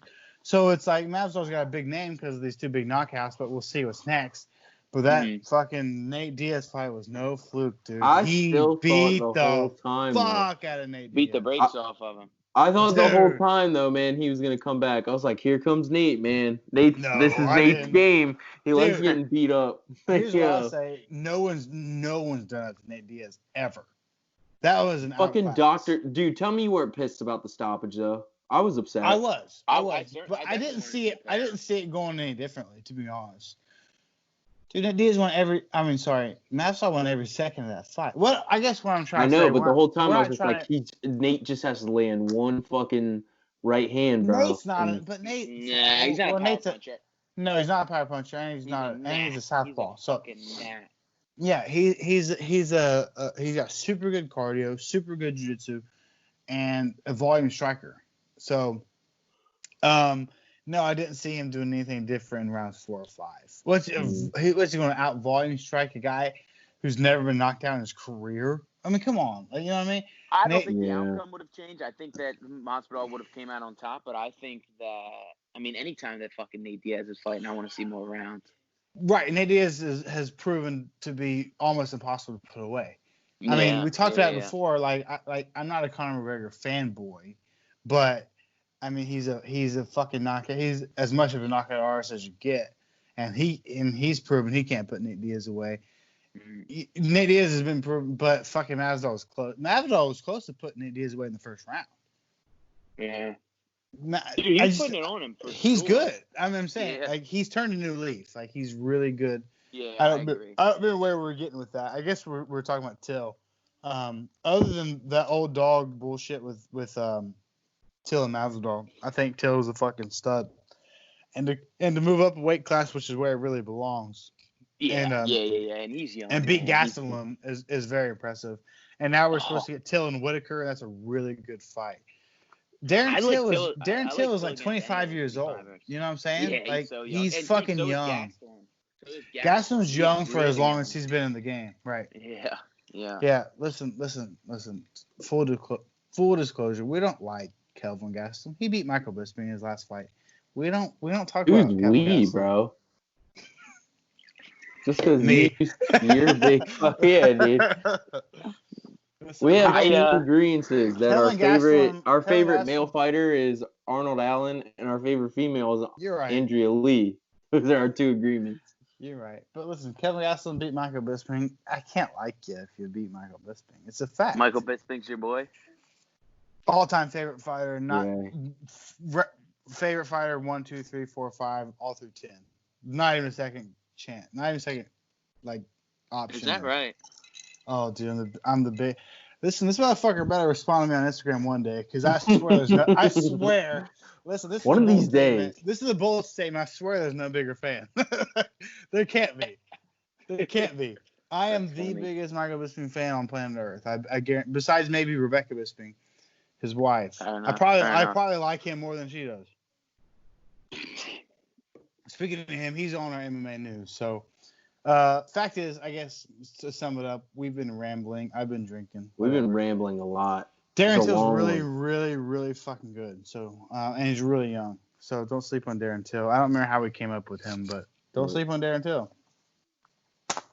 All right, Alex, go ahead. Sorry. we gotta move on, man. We gotta Jesus. move on. Sorry. So So by the time we're done with this, we'll maybe have achieved something, and maybe I'll get Cam's name right. yeah. That's the goal. So we're gonna jump over the Google Doc time wise. Well, let's mention John Jones real quick. Don't just skip it. All right, fine. John Jones doesn't want to fight Dominic Reyes, apparently. Then there's some shit talk exchange. John Jones blows Reyes up because he's got 5 million followers on Instagram, so obviously his clout's a little bigger. Basically, so Dominic Reyes believes John Jones doesn't want another dogfight with him. John comes back. Says, now I'm suddenly afraid of a dogfight. Pretty sure I walked him down for 25 minutes straight when we fought. One thing about being the champion of the world, you got to search for fresh meat on every soil. I'm feeling like popping some cherries in Poland. Haven't had that yet. Oh, So- John Blakowski or Blachowicz. Yeah, he Jan wants Jan. Blachowicz. Jan Blachowicz. He's trying to pop Jan's cherries. Or That's the Johnny fight I Boy. want to see. That would After be he fun. fucking starts Rockhold like he did. That's I mean, well, I not think John Rockhold. Well, yeah, he did do Rockhold, and then he stars Corey Anderson, who I Corey thought Anderson, who I thought really was the wanted to next see. contender. I know, me too. I That was did. So you wanted to see Corey especially Anderson, after John he Jones fucked too? up. Yeah, hell yeah. Yeah, that's what I thought was the best matchup. Yes, He murked Johnny Walker, dude. Murked Corey Anderson's him, a dude. G. He's a beast. I love him. dude. I still think that Jan Blachowicz knockout was a fluke. I still think. Hear me out. Yeah, here. I agree. You might second me. I think Corey Anderson is the bet. Well, Dominic Reyes has shown that obviously they can fucking go to war. I thought Corey Anderson was the best chance. Santos. Yeah, I agree. Santos I too. think so too. And Corey you could say Anderson's a Santos- stud. Yeah, he's a beast. And I just think Stud. that something with John Jones. I just don't think that we've seen the John Jones in his last however X amount of Not performances. since Totally his agree. One, not Last since 3 his one, fights. his Yeah, I one, mean, dude, his even- comeback fight with Gus, he murked Gus. Yes. And That's true. since then, and then we all thought, because listen, I bet on Gus. Me and we talked about it before. Me and my cousin Travis, we were like, dude, this is John Jones' time to lose. I had money on Gus. I was like, Gus is going to beat him. Oh, I'd this never rematch. do that. I would Because never what do did that. he finally I had took him money down on in the John fourth, Jones. was it? And then he mauled him. I think he finished him in the fourth. Yeah. Was it the fourth? Yeah. Did he even last that long? I feel like I it think was it was the the second. fourth. Oh, maybe it was the second. You know I what? feel like Maybe it Alex, was look the up second. the Gustafson 2 fight, and I thought it was the second.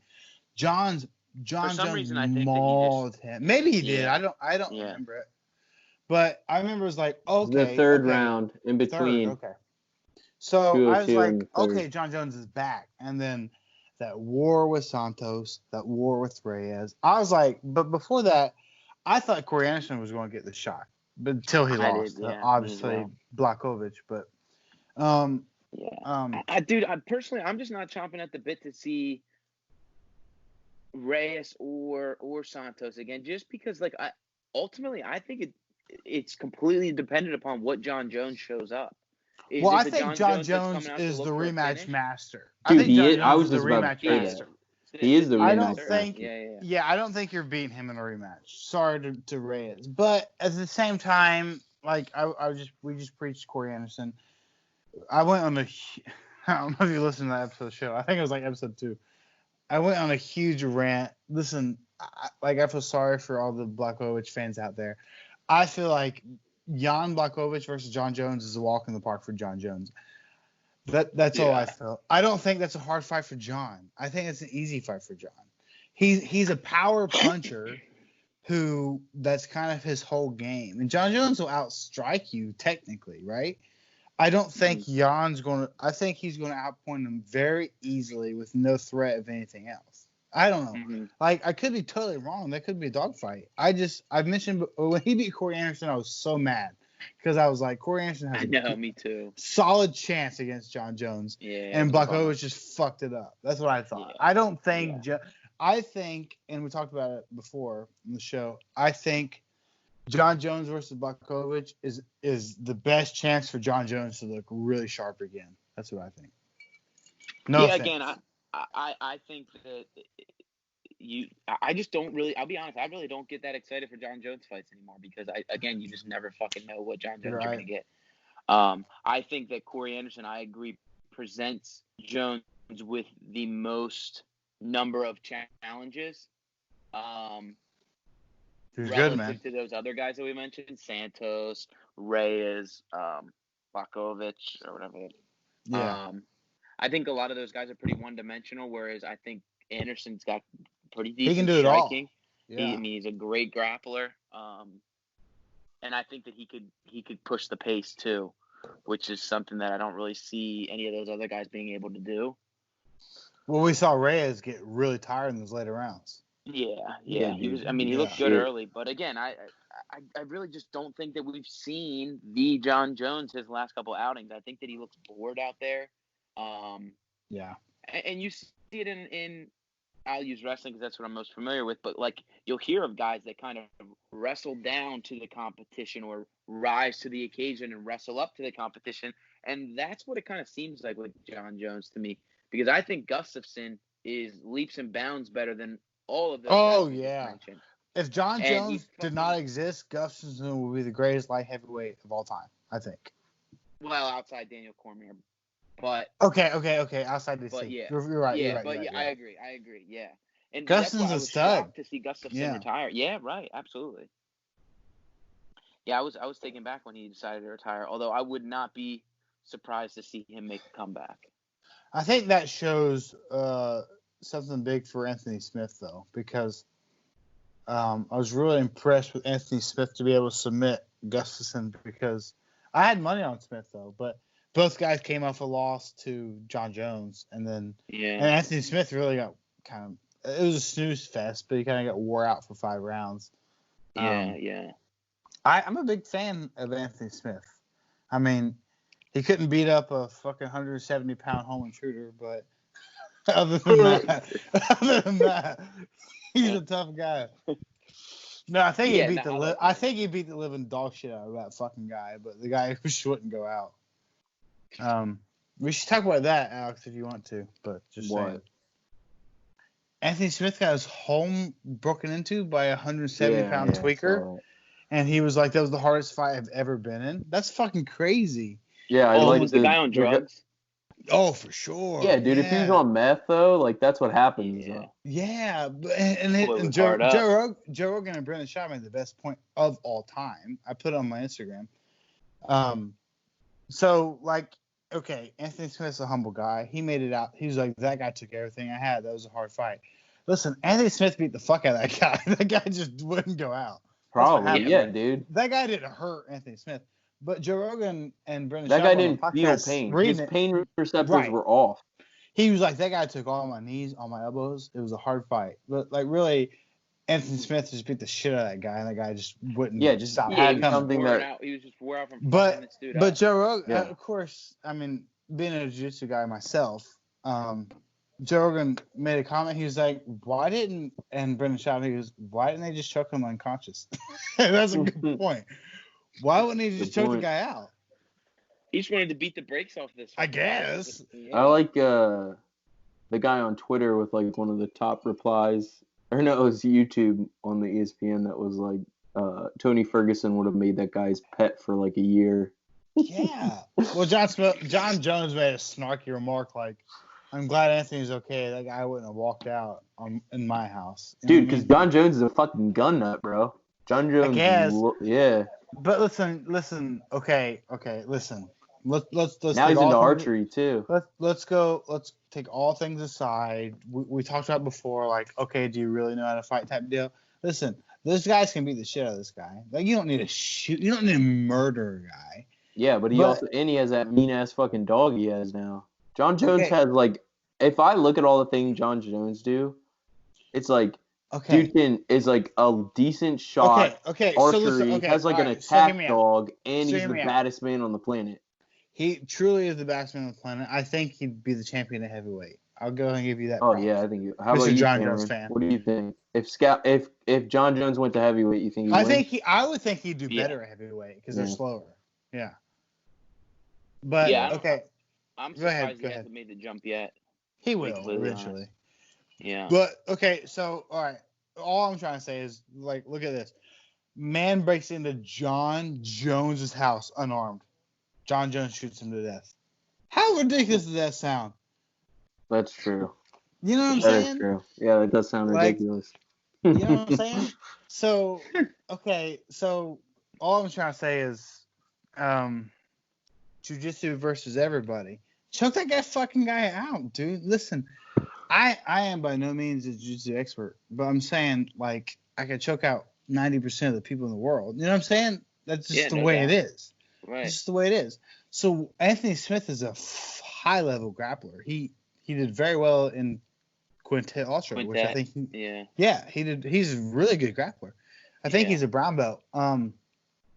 Why would that guy be trying to knee and elbow this little guy instead of strangling him? Listen, of course I'm not a striker, but I'm saying if I'm unarmed and someone breaks into my house, you better believe the first thing I'm gonna do is try to choke him unconscious. 1,000%. 1,000%. Yeah. Hang on, I'm gonna get it right this time. I swear to God. Scalia. Yeah, you got it. You gonna pin him to the mat, or are you gonna strangle him unconscious if a guy breaks into your house and you're unarmed? Again, I think that is. But you do some MMA stuff. I've done a little bit of striking, not much. So I think strangling him unconscious is the best move.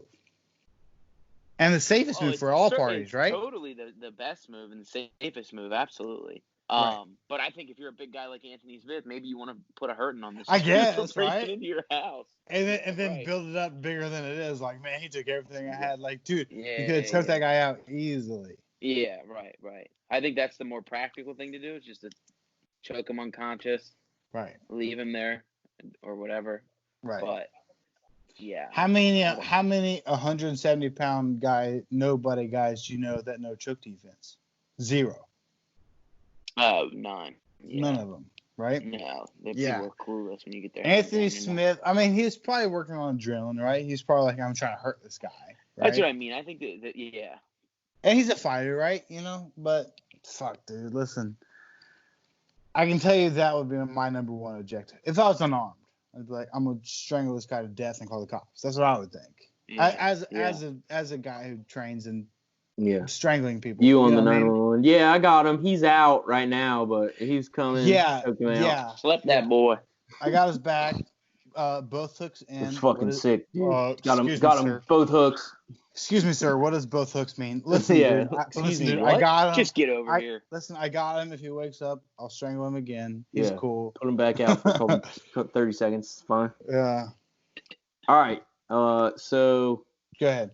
we got to move on. Anyway, Got to move on. We're not the Joe Rogan podcast. We'll summarize it. We can't have a 3-hour fucking thing. You're right. I think John Jones has an easy day with Jan Blachowicz. I'm just saying. Sorry. All right. So let's move on to when fights really do happen. May 9th now is what we're being dangled. Fight Island is real. Fight Island is happening. And May 9th looks like the most stacked card ever. One more sidebar. Oh my God. This is very relevant. Yeah.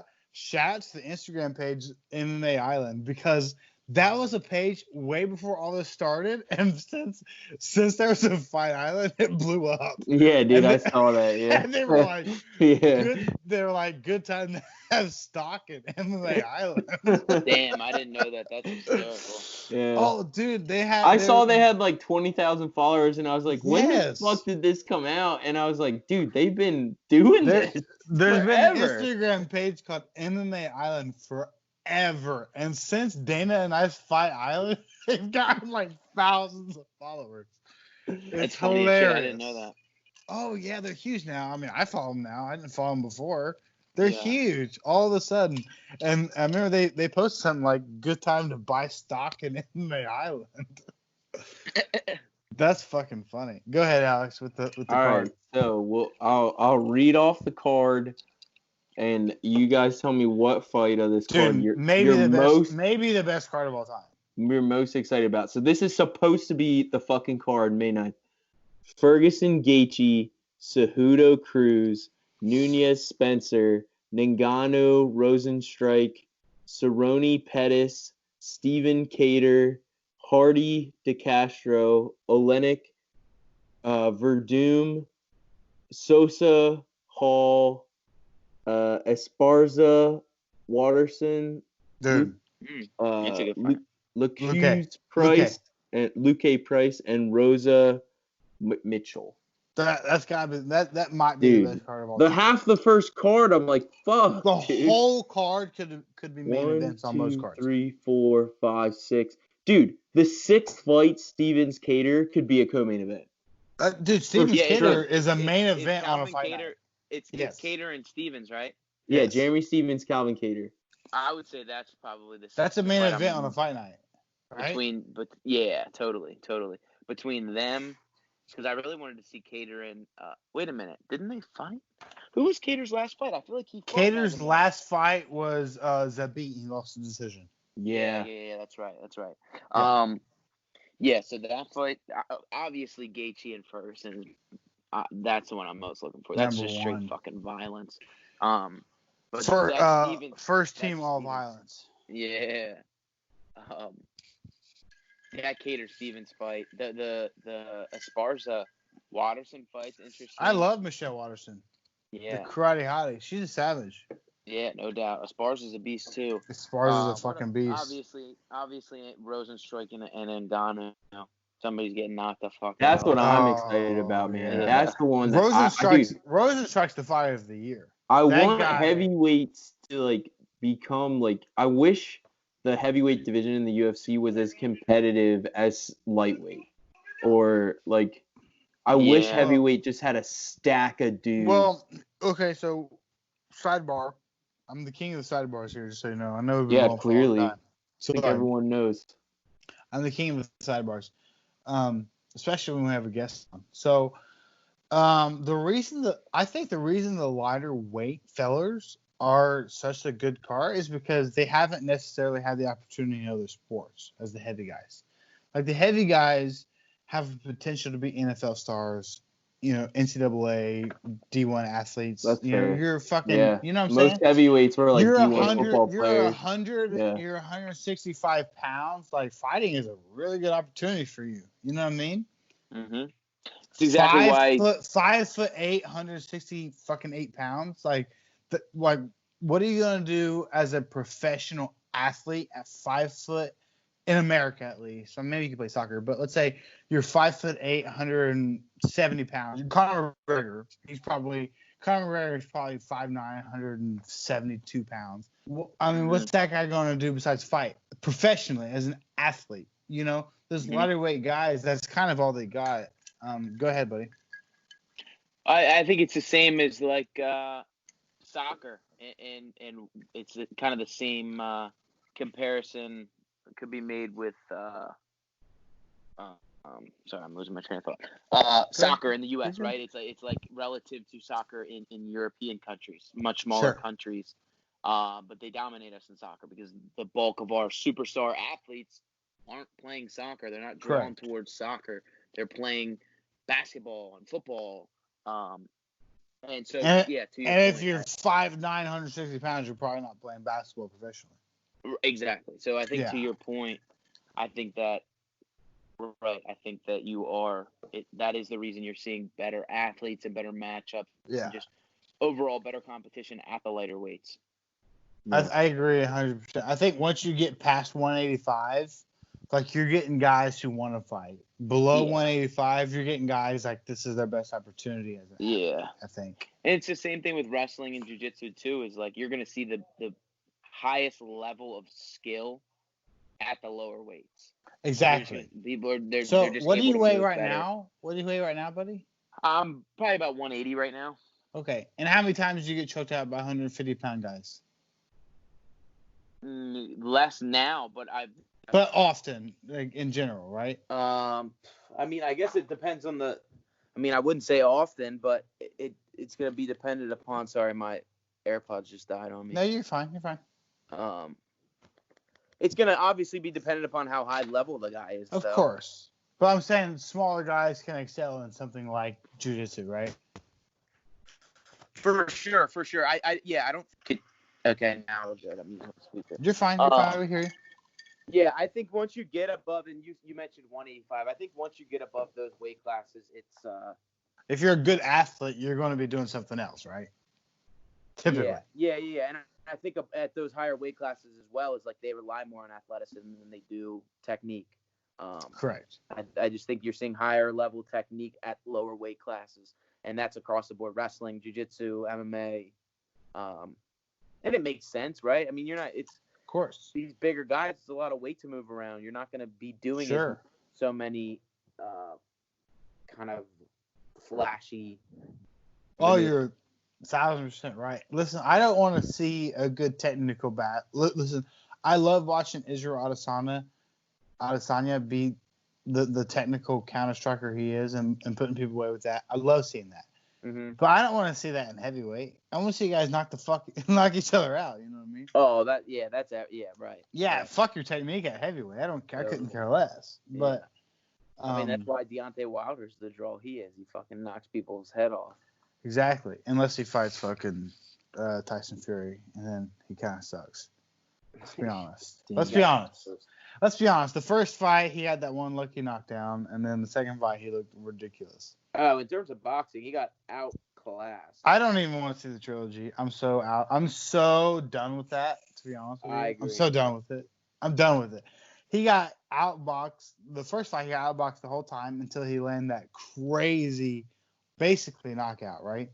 And then Fury somehow got up, and that managed to draw, right? Yeah. And then the second fight, he got destroyed. I don't want to see that trilogy. Fury's a better boxer. Couldn't care less, dude. Just saying. Yeah, personally, I think the biggest shame is what the hell's his name? Because we were just talking about Dominic Reyes. Now I'm Ruiz, Anthony Ruiz. Is that his name? Anthony Ruiz, the big fat Mexican guy. Yeah. That's the biggest shame. The fact that he didn't take that second fight seriously and he got blew up like a fucking With Joshua. dude, because he's so talented, man. His hands are insane. He partied, dude. And He's Yeah. the champion of the world. Meatball. Yeah, he was the champion of the world. He went crazy. Tacos and senoritas. Tacos and senoritas and margaritas. Yeah. For sure. Empanadas. Sorry for the sidebar, Alex. To get to the point, I'll give you one answer that's biased, and I'll give you one answer that's not biased. My biased answer is obviously Pettis versus Cerrone 2. I know Pettis won the first one. Super biased. I mean, whatever, dude. They're fan favorite fighters. Okay. Cam, in case you didn't know, Cerrone is my favorite active fighter. I mean, how do you not like Donald Cerrone? Oh, everybody loves Cerrone. Exactly. Exactly. If you said, yeah, I don't really like that guy, I'd be like, what the fuck's wrong with you? Like, he's just a likable guy. So Cerrone versus Pettis 2. Pettis won the first one. I'm really excited about that. Other than that, my next favorite fight, it's got to be Dominic Cruz versus Cejudo, because Cruz has been out of the game for 3 years now, right? At least. Yeah, last fight. He's been out. Yeah, that was at least 3 or 4 years ago, man. That's exciting, dude. Imagine if Cruz came back after a 3 or 4 year layoff and took that belt from Cejudo. That'd be crazy. For sure. And don't get me wrong, I absolutely love Dominic Cruz, but I don't even think that's going to be. You think Cejudo's gonna run through him? I do. Yeah. Probably. Yeah, that's tough, man. That's tough. I don't even know what to expect. Cruz has been the guy who has he's preached ring rust versus ring rest. Now that probably is because he gets injured. You know what I mean? Yeah, but that's so many. you know what I mean? Like setbacks, he's a firm believer in it's ring rest. Like, I don't get worse. Like, I'm just out of the game. But that's probably because he doesn't fight so often. So I don't know, man. I think it's a good fight because Cruz obviously talent-wise is fucking probably Cejudo's best match. At the weight right now, absolutely. And I agree with you. I think that in terms of Dominic Cruz I think he's definitely a beast. I just think that he has just been surpassed. Like, I think that he's going to start to become the sport might have moved on. Yeah. I think like his footwork and stuff. He was so unorthodox for so long, but I think so different. Yeah. Yeah, and don't get me wrong. I would love to be proven wrong by this, but I think that Garbrandt kind of figured out his patterns and kind of exposed good fight. Yeah. His weaknesses, and I just don't see him making the changes necessary to be able to compete with the well-rounded game of Cejudo. I just think Cejudo's grappling is out. I mean, I think Cejudo's so well-rounded. Oh yeah. And I mean, he's just now hitting his stride in MMA. Yeah. Like we said before, I'm excited for that doesn't even fight. have to wrestle to be elite. You know what I Yeah, mean? right. And he's right. a gold medalist, so. Yeah. Don't get me wrong. I'm super pumped for that fight. I'm pumped to see Dominic Cruz back, and I hope that he proves me wrong. I just want to see a good fight. Yeah. Yeah, absolutely. I just want to see any fight. Yeah, right. No kidding. All the fights are good. Alex, what's your sleeper fight? I mean, listen, we're all going to say Gaethje Ferguson. So, what's your sleeper fight, Alex?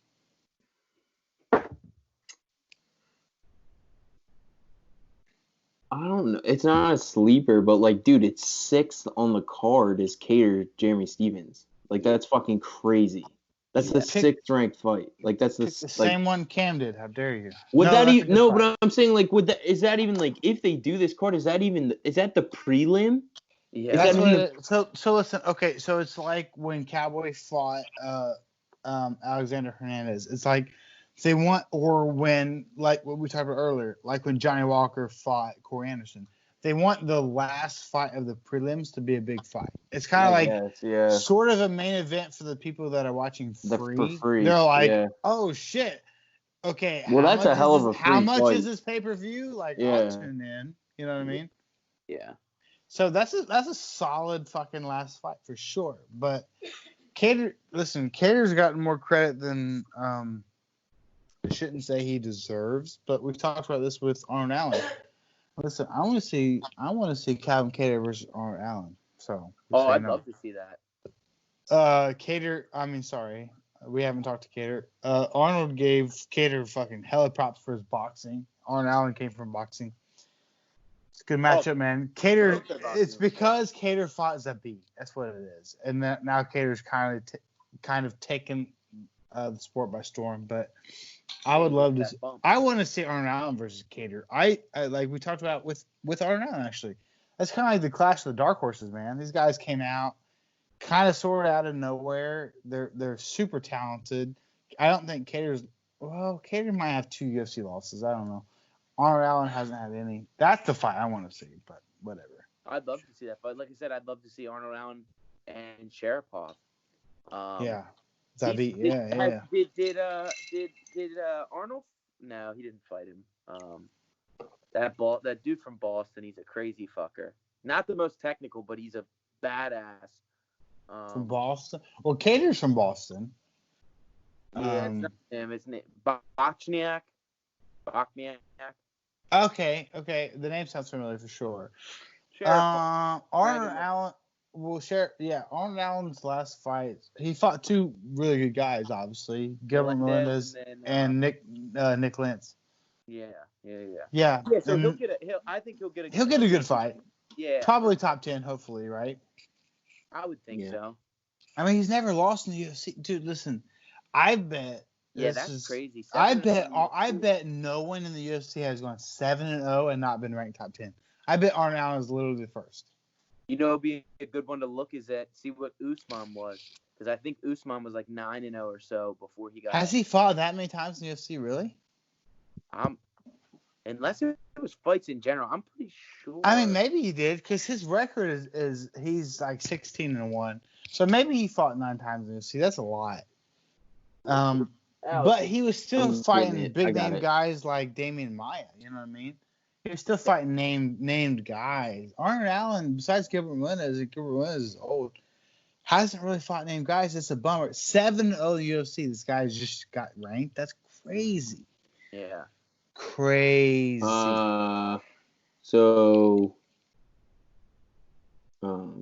Usman has 11 fights in the UFC. No way. No, Yeah. I don't believe it for a second. No way has 11 fights in the UFC.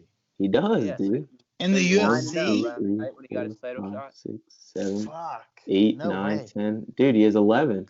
Okay. 9-0 when he Fuck. got his title shot, correct? Yeah. That's crazy. All right, I'm wrong. That's a lot of fucking fights, dude.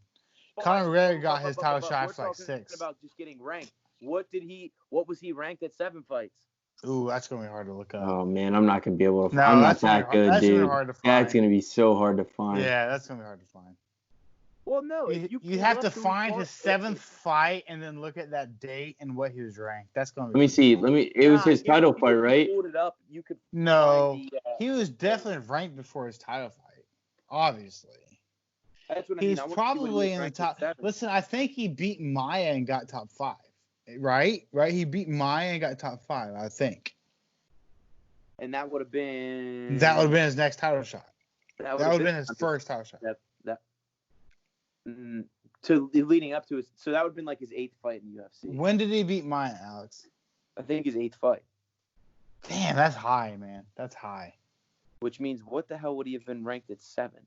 He was probably flirting with the top 10 at 7 fights. That's That's what I mean. unreal. Arnold though. Allen is Yeah, I gotta know be you're part of right. the You're top right. 10. He's That's gotta get ridiculous. something in the top 10. That's ridiculous. To Yeah, be honest, dude. though. So he beat Maya for win in the UFC number 8. Yeah. That's crazy. How do you win 7 straight and then get a named In the guy? UFC That's of all ridiculous. places, it is. Right. That's ridiculous, man. How many guys like Adesanya fought like 4 times and he was in the top 5? Granted, and Adesanya was a fucking. Legendary kickboxer. No, Yeah. You're right. I'm just saying, listen, like UFC's cream of the crop. Like no one's denying that. It's not hating on Bellator or one. UFC's cream of the crop. If you win 5 straight, like you're probably pretty fucking good, right? You should be fighting top guys, right? Preaching to the choir, brother. I agree. That's crazy. Arnold Allen wins 7 straight in the UFC, finally gets ranked. That's The shitty bonkers. thing is, man, is like you can only fight the guys that they put in front of you. You're right. And Yeah. I think you heard an interview with Arnold Allen, and he was talking like It's UFC just an sends you, email. UFC sends you a name, and you either say yes or no, and if you say no, you're in the back books. So, Yeah. It's they send you an email with a name. You say yes or no. You always say Listen, yes. I don't know how you feel about it. We tried to talk about it with Eddie from Grind Gang. I think Firas Zahabi is the best coach of all time, and Arnold Allen's been with him for a minute, and he's with the best coach. He's got a crazy good win streak, and he's still barely ranked after 7 fights. That's crazy to me, dude. That's Yeah. crazy. I don't know how that. And we talked to him, and he was super humble and super cool. I don't know how that guy is not crying wolf, man. Yeah, he seems like a guy though that's pretty kind of low key and just a humble dude. So it's a shame, man. It sucks that those kind of dudes oftentimes get the shit end of the stick. Yeah. That guy should have been fighting top 10 2 fights ago. Colby Covington, the guy who you got his shirt on, like he was I about do. to get cut Shout out. before that Yeah. fight with Maya Embers, though. He's about to get cut. But that's his style. But I don't think that's not Arnold Allen's style. Arnold Allen is a really good southpaw boxer. I mean, he has a good appealing style. Yeah, but that wasn't Colby Covington's style until he realized he was about to get cut. No, you're right. I'm saying Colby Covington's style is kind of on the boring end, but not for me, not for you. I mean, you're a grappler. I mean, Alex certainly understands grappling. It's not to us, but to the common eye, the grappling style is, I guess, quote unquote, boring to some people. Colby Covington's the guy who will take you down 70 times in the fight. You know what I mean? Yeah, but his last couple of fights, he's been a volume striker. No, I mean, I think between Tony Ferguson and Colby Covington, that's the best striking in the game. I mean, sorry, that's the best cardio in the game. These guys are cardio machines. But yeah, he had to kind of put on a character, right, to make it where he is. Yeah, and that's what I mean. What? I think it's a shame. He for a beat guy what like he Arnold beat Allen. he beat RDA and called the Brazilians a bunch of filthy animals. That's kind of how it went. Yeah. Kind of savage, dude. Listen, I'm a big Colby Covington fan. It drives me nuts seeing the people that are like very political, which I am not, like basically like anti-Trump supporters, like hating on Colby Covington. Like that drives me crazy. Yeah. He's it's playing a just- character. He's playing a Yeah, character, well, people man. don't realize Like that, but oh, it's bonkers, dude. It's bonkers. Yeah, dude. It's like he's a WWE wrestler, man. It's the same he shit. will- You think The Well, he Rock will be really eventually. like? listen, at the end of the day, I don't give a fuck. As long as you show up and fight and put on a good show and you're entertaining, Exactly.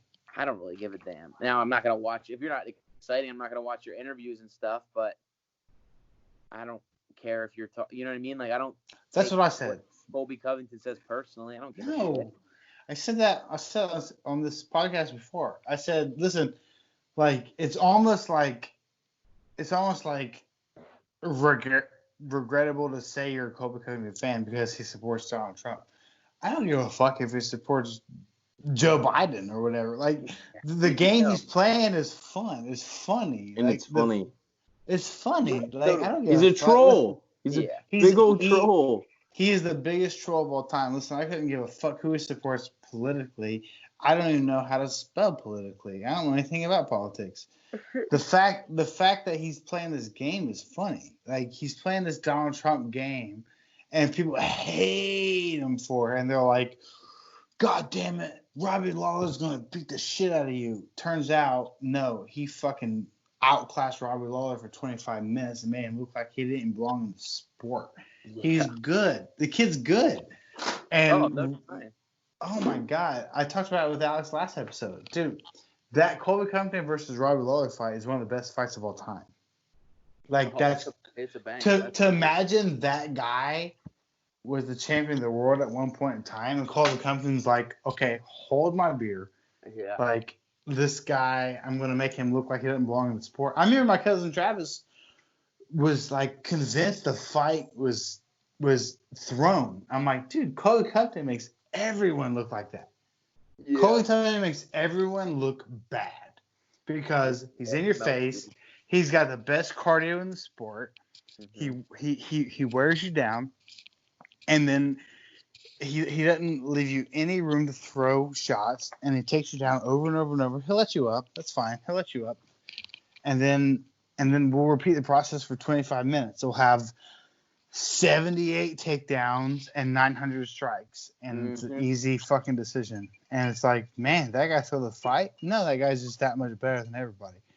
Yeah, and he's got that Diaz style of striking too, where he's That volume striking. Yeah. volume strikes, but he's not putting a lot on. No, he doesn't. He didn't want to knock you out. He didn't give a fuck. 60% here, 70% here, whang, 95%.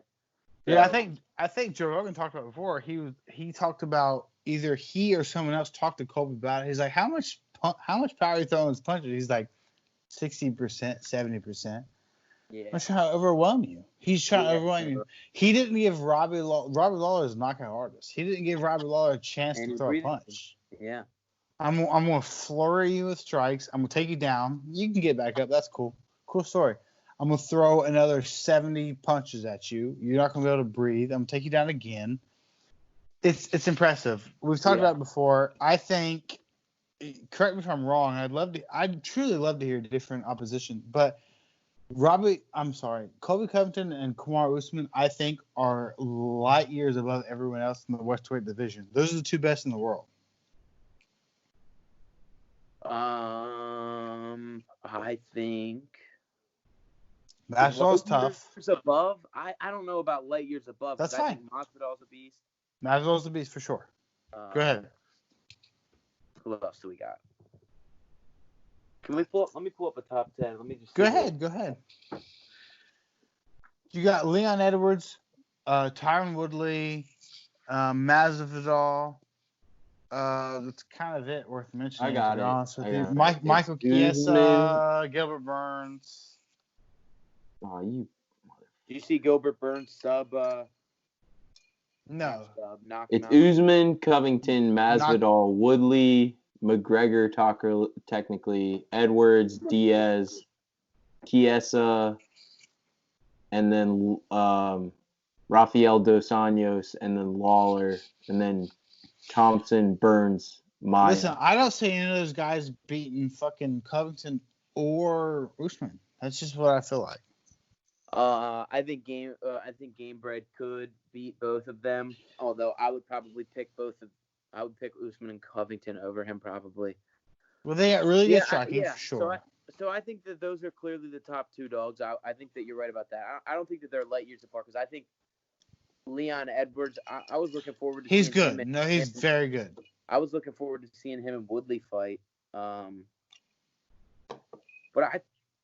I think Woodley's still right there too. I think that he just was not in his last fight with Usman. He looked like he had already checked out. That's my hopes. Spending too much time in Hollywood.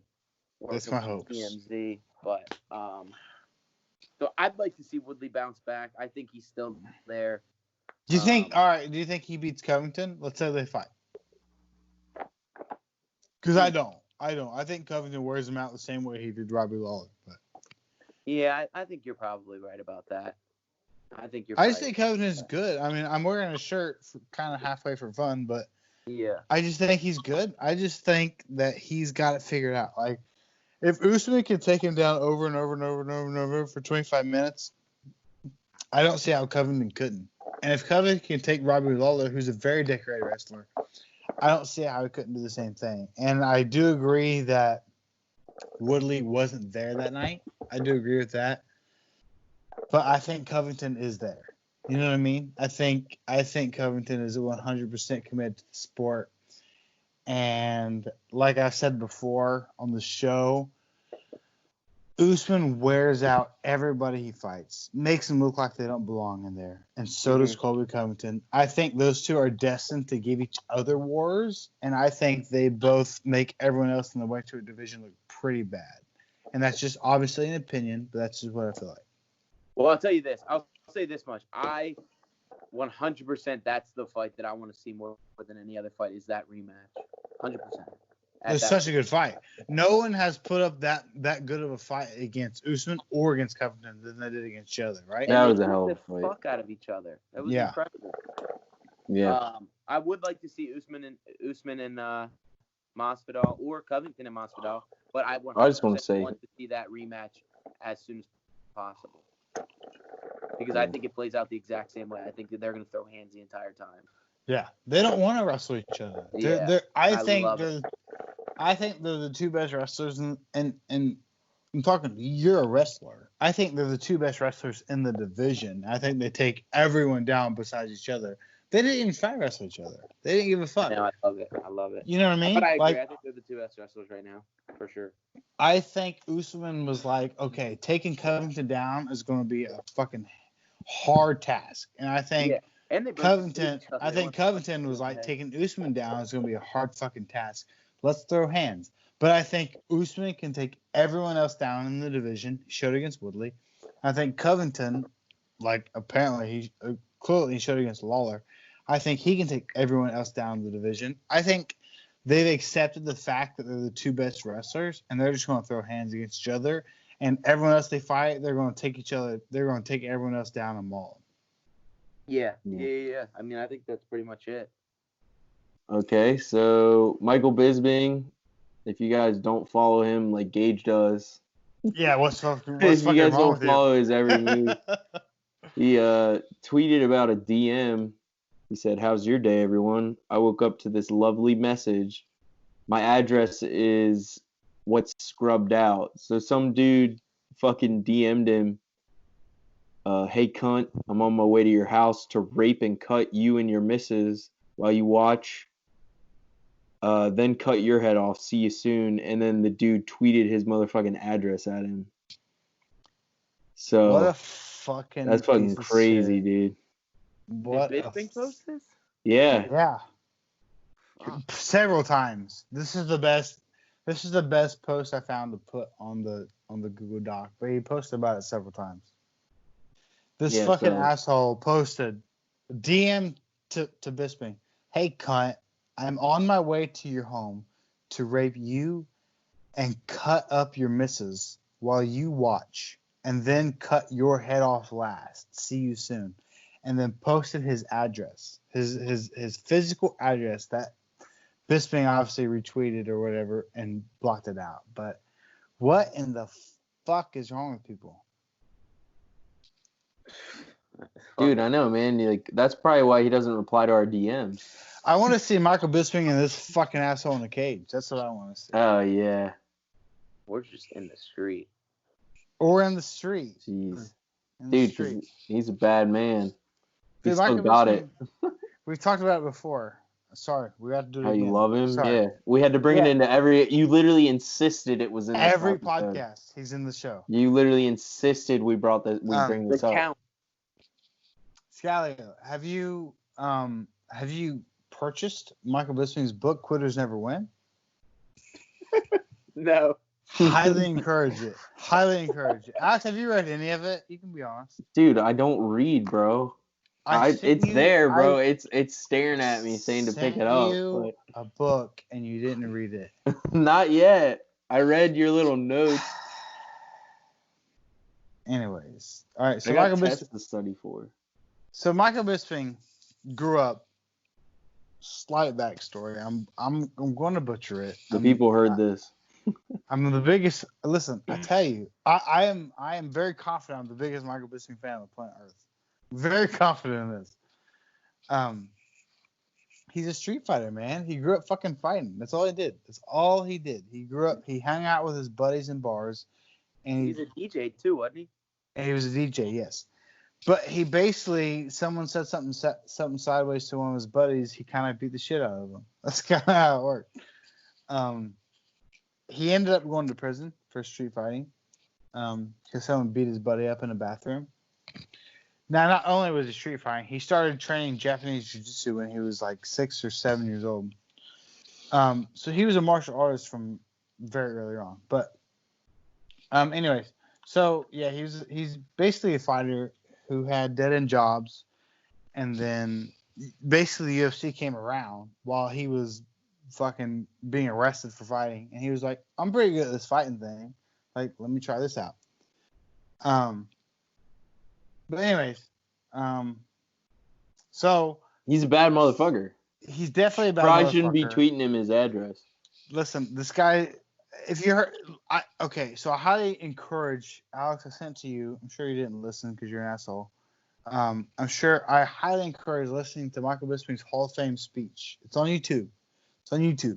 He talks about all the street fights he's been in. He's like, it's countless. He literally can't count them all. He's like, I've been in so many street fights before I started fighting professionally. I can't count. His Hall of Fame. Hall of Fame speech before he got in the UFC Hall of Fame. Yes, it's like 15 minutes long. I highly recommend listening to it. So this fucking asshole, what's this person's name? Alex? Susie Miller. What asshole? I don't know what you're talking about. I'm saying, look on this person, Susie Miller. He blocked their name out. I can't see it. You can 1000% see their name, and then he posted on a story later on their name. Yeah, Susie Miller 95. Yeah. So this person says, I'm on my way to your fucking house to rape and cut open your missus, and then make you watch and then cut your head off last. All right, listen. I'm a pretty nice guy. I hope Michael Bisping finds this person and beats the fuck out of him. Just saying. Time will tell. Yeah, people can still get away with whatever, man. They think they can, right? Listen, sorry. Dude, the internet's a mask, bro. Michael, I DM you probably once every couple of days. Why don't you respond to me? Yeah, come on the show, bro. Come on. You're making this person famous. Tell him you're gonna cut his fucking wife's head off. Yeah, you should have said it. That guy should have said, AKA, come on my podcast. We can talk about it. Listen, here's an hilarious sidebar. That will be a good segment for our clips on our podcast, Alex. Listen, I thought about finding this person and message him, and tell him you're gonna fuck him up. Dude, probably some guy from like fucking Africa or some shit. Listen, like, dude, halfway across the world. Listen, I thought. Okay. You get it together. I was gonna message this person and say, listen, like, just give me his address. So you can, hey man, I want to do the same thing you did. Can I just get Ms. Bing's address so I can mail him? I just wanted him to sign my book.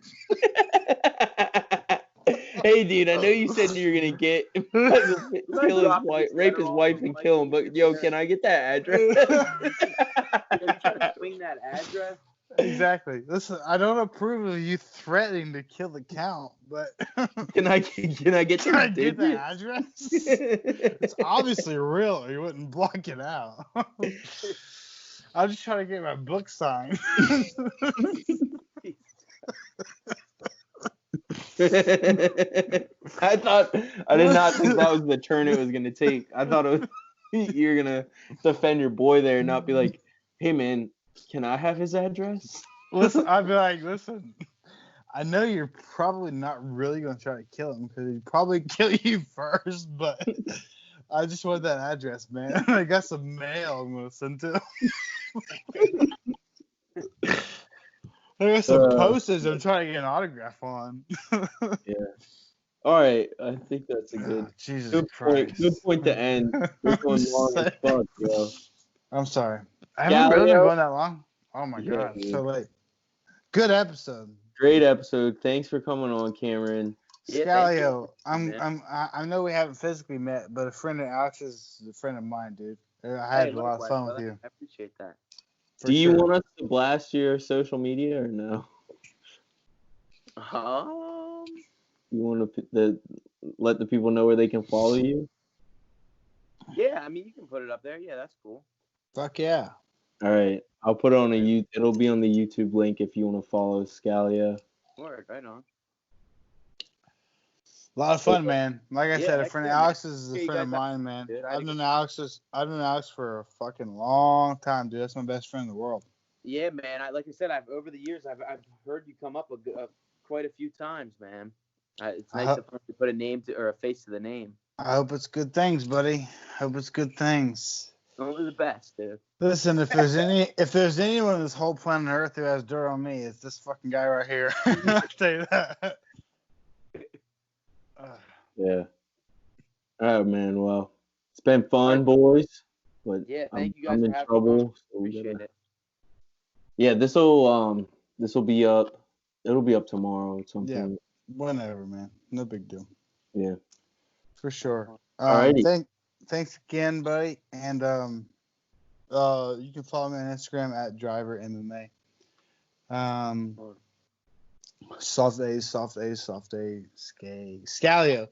You can follow. Yeah, sorry, I gotta think about it. I'm an idiot. You can follow me on Instagram if you want, but I'll follow you right back if you want. Yeah, I got it. Brother. Listen, Yeah, I don't want to sound like a creeper, but I tried to find you at one point in time. I couldn't find you, so. You couldn't figure out how to spell your name. Oh, on Instagram or what? On Instagram. I only have an Instagram, yeah. Oh yeah, dude, it's just my first and last name, man. It's about as easy as it gets.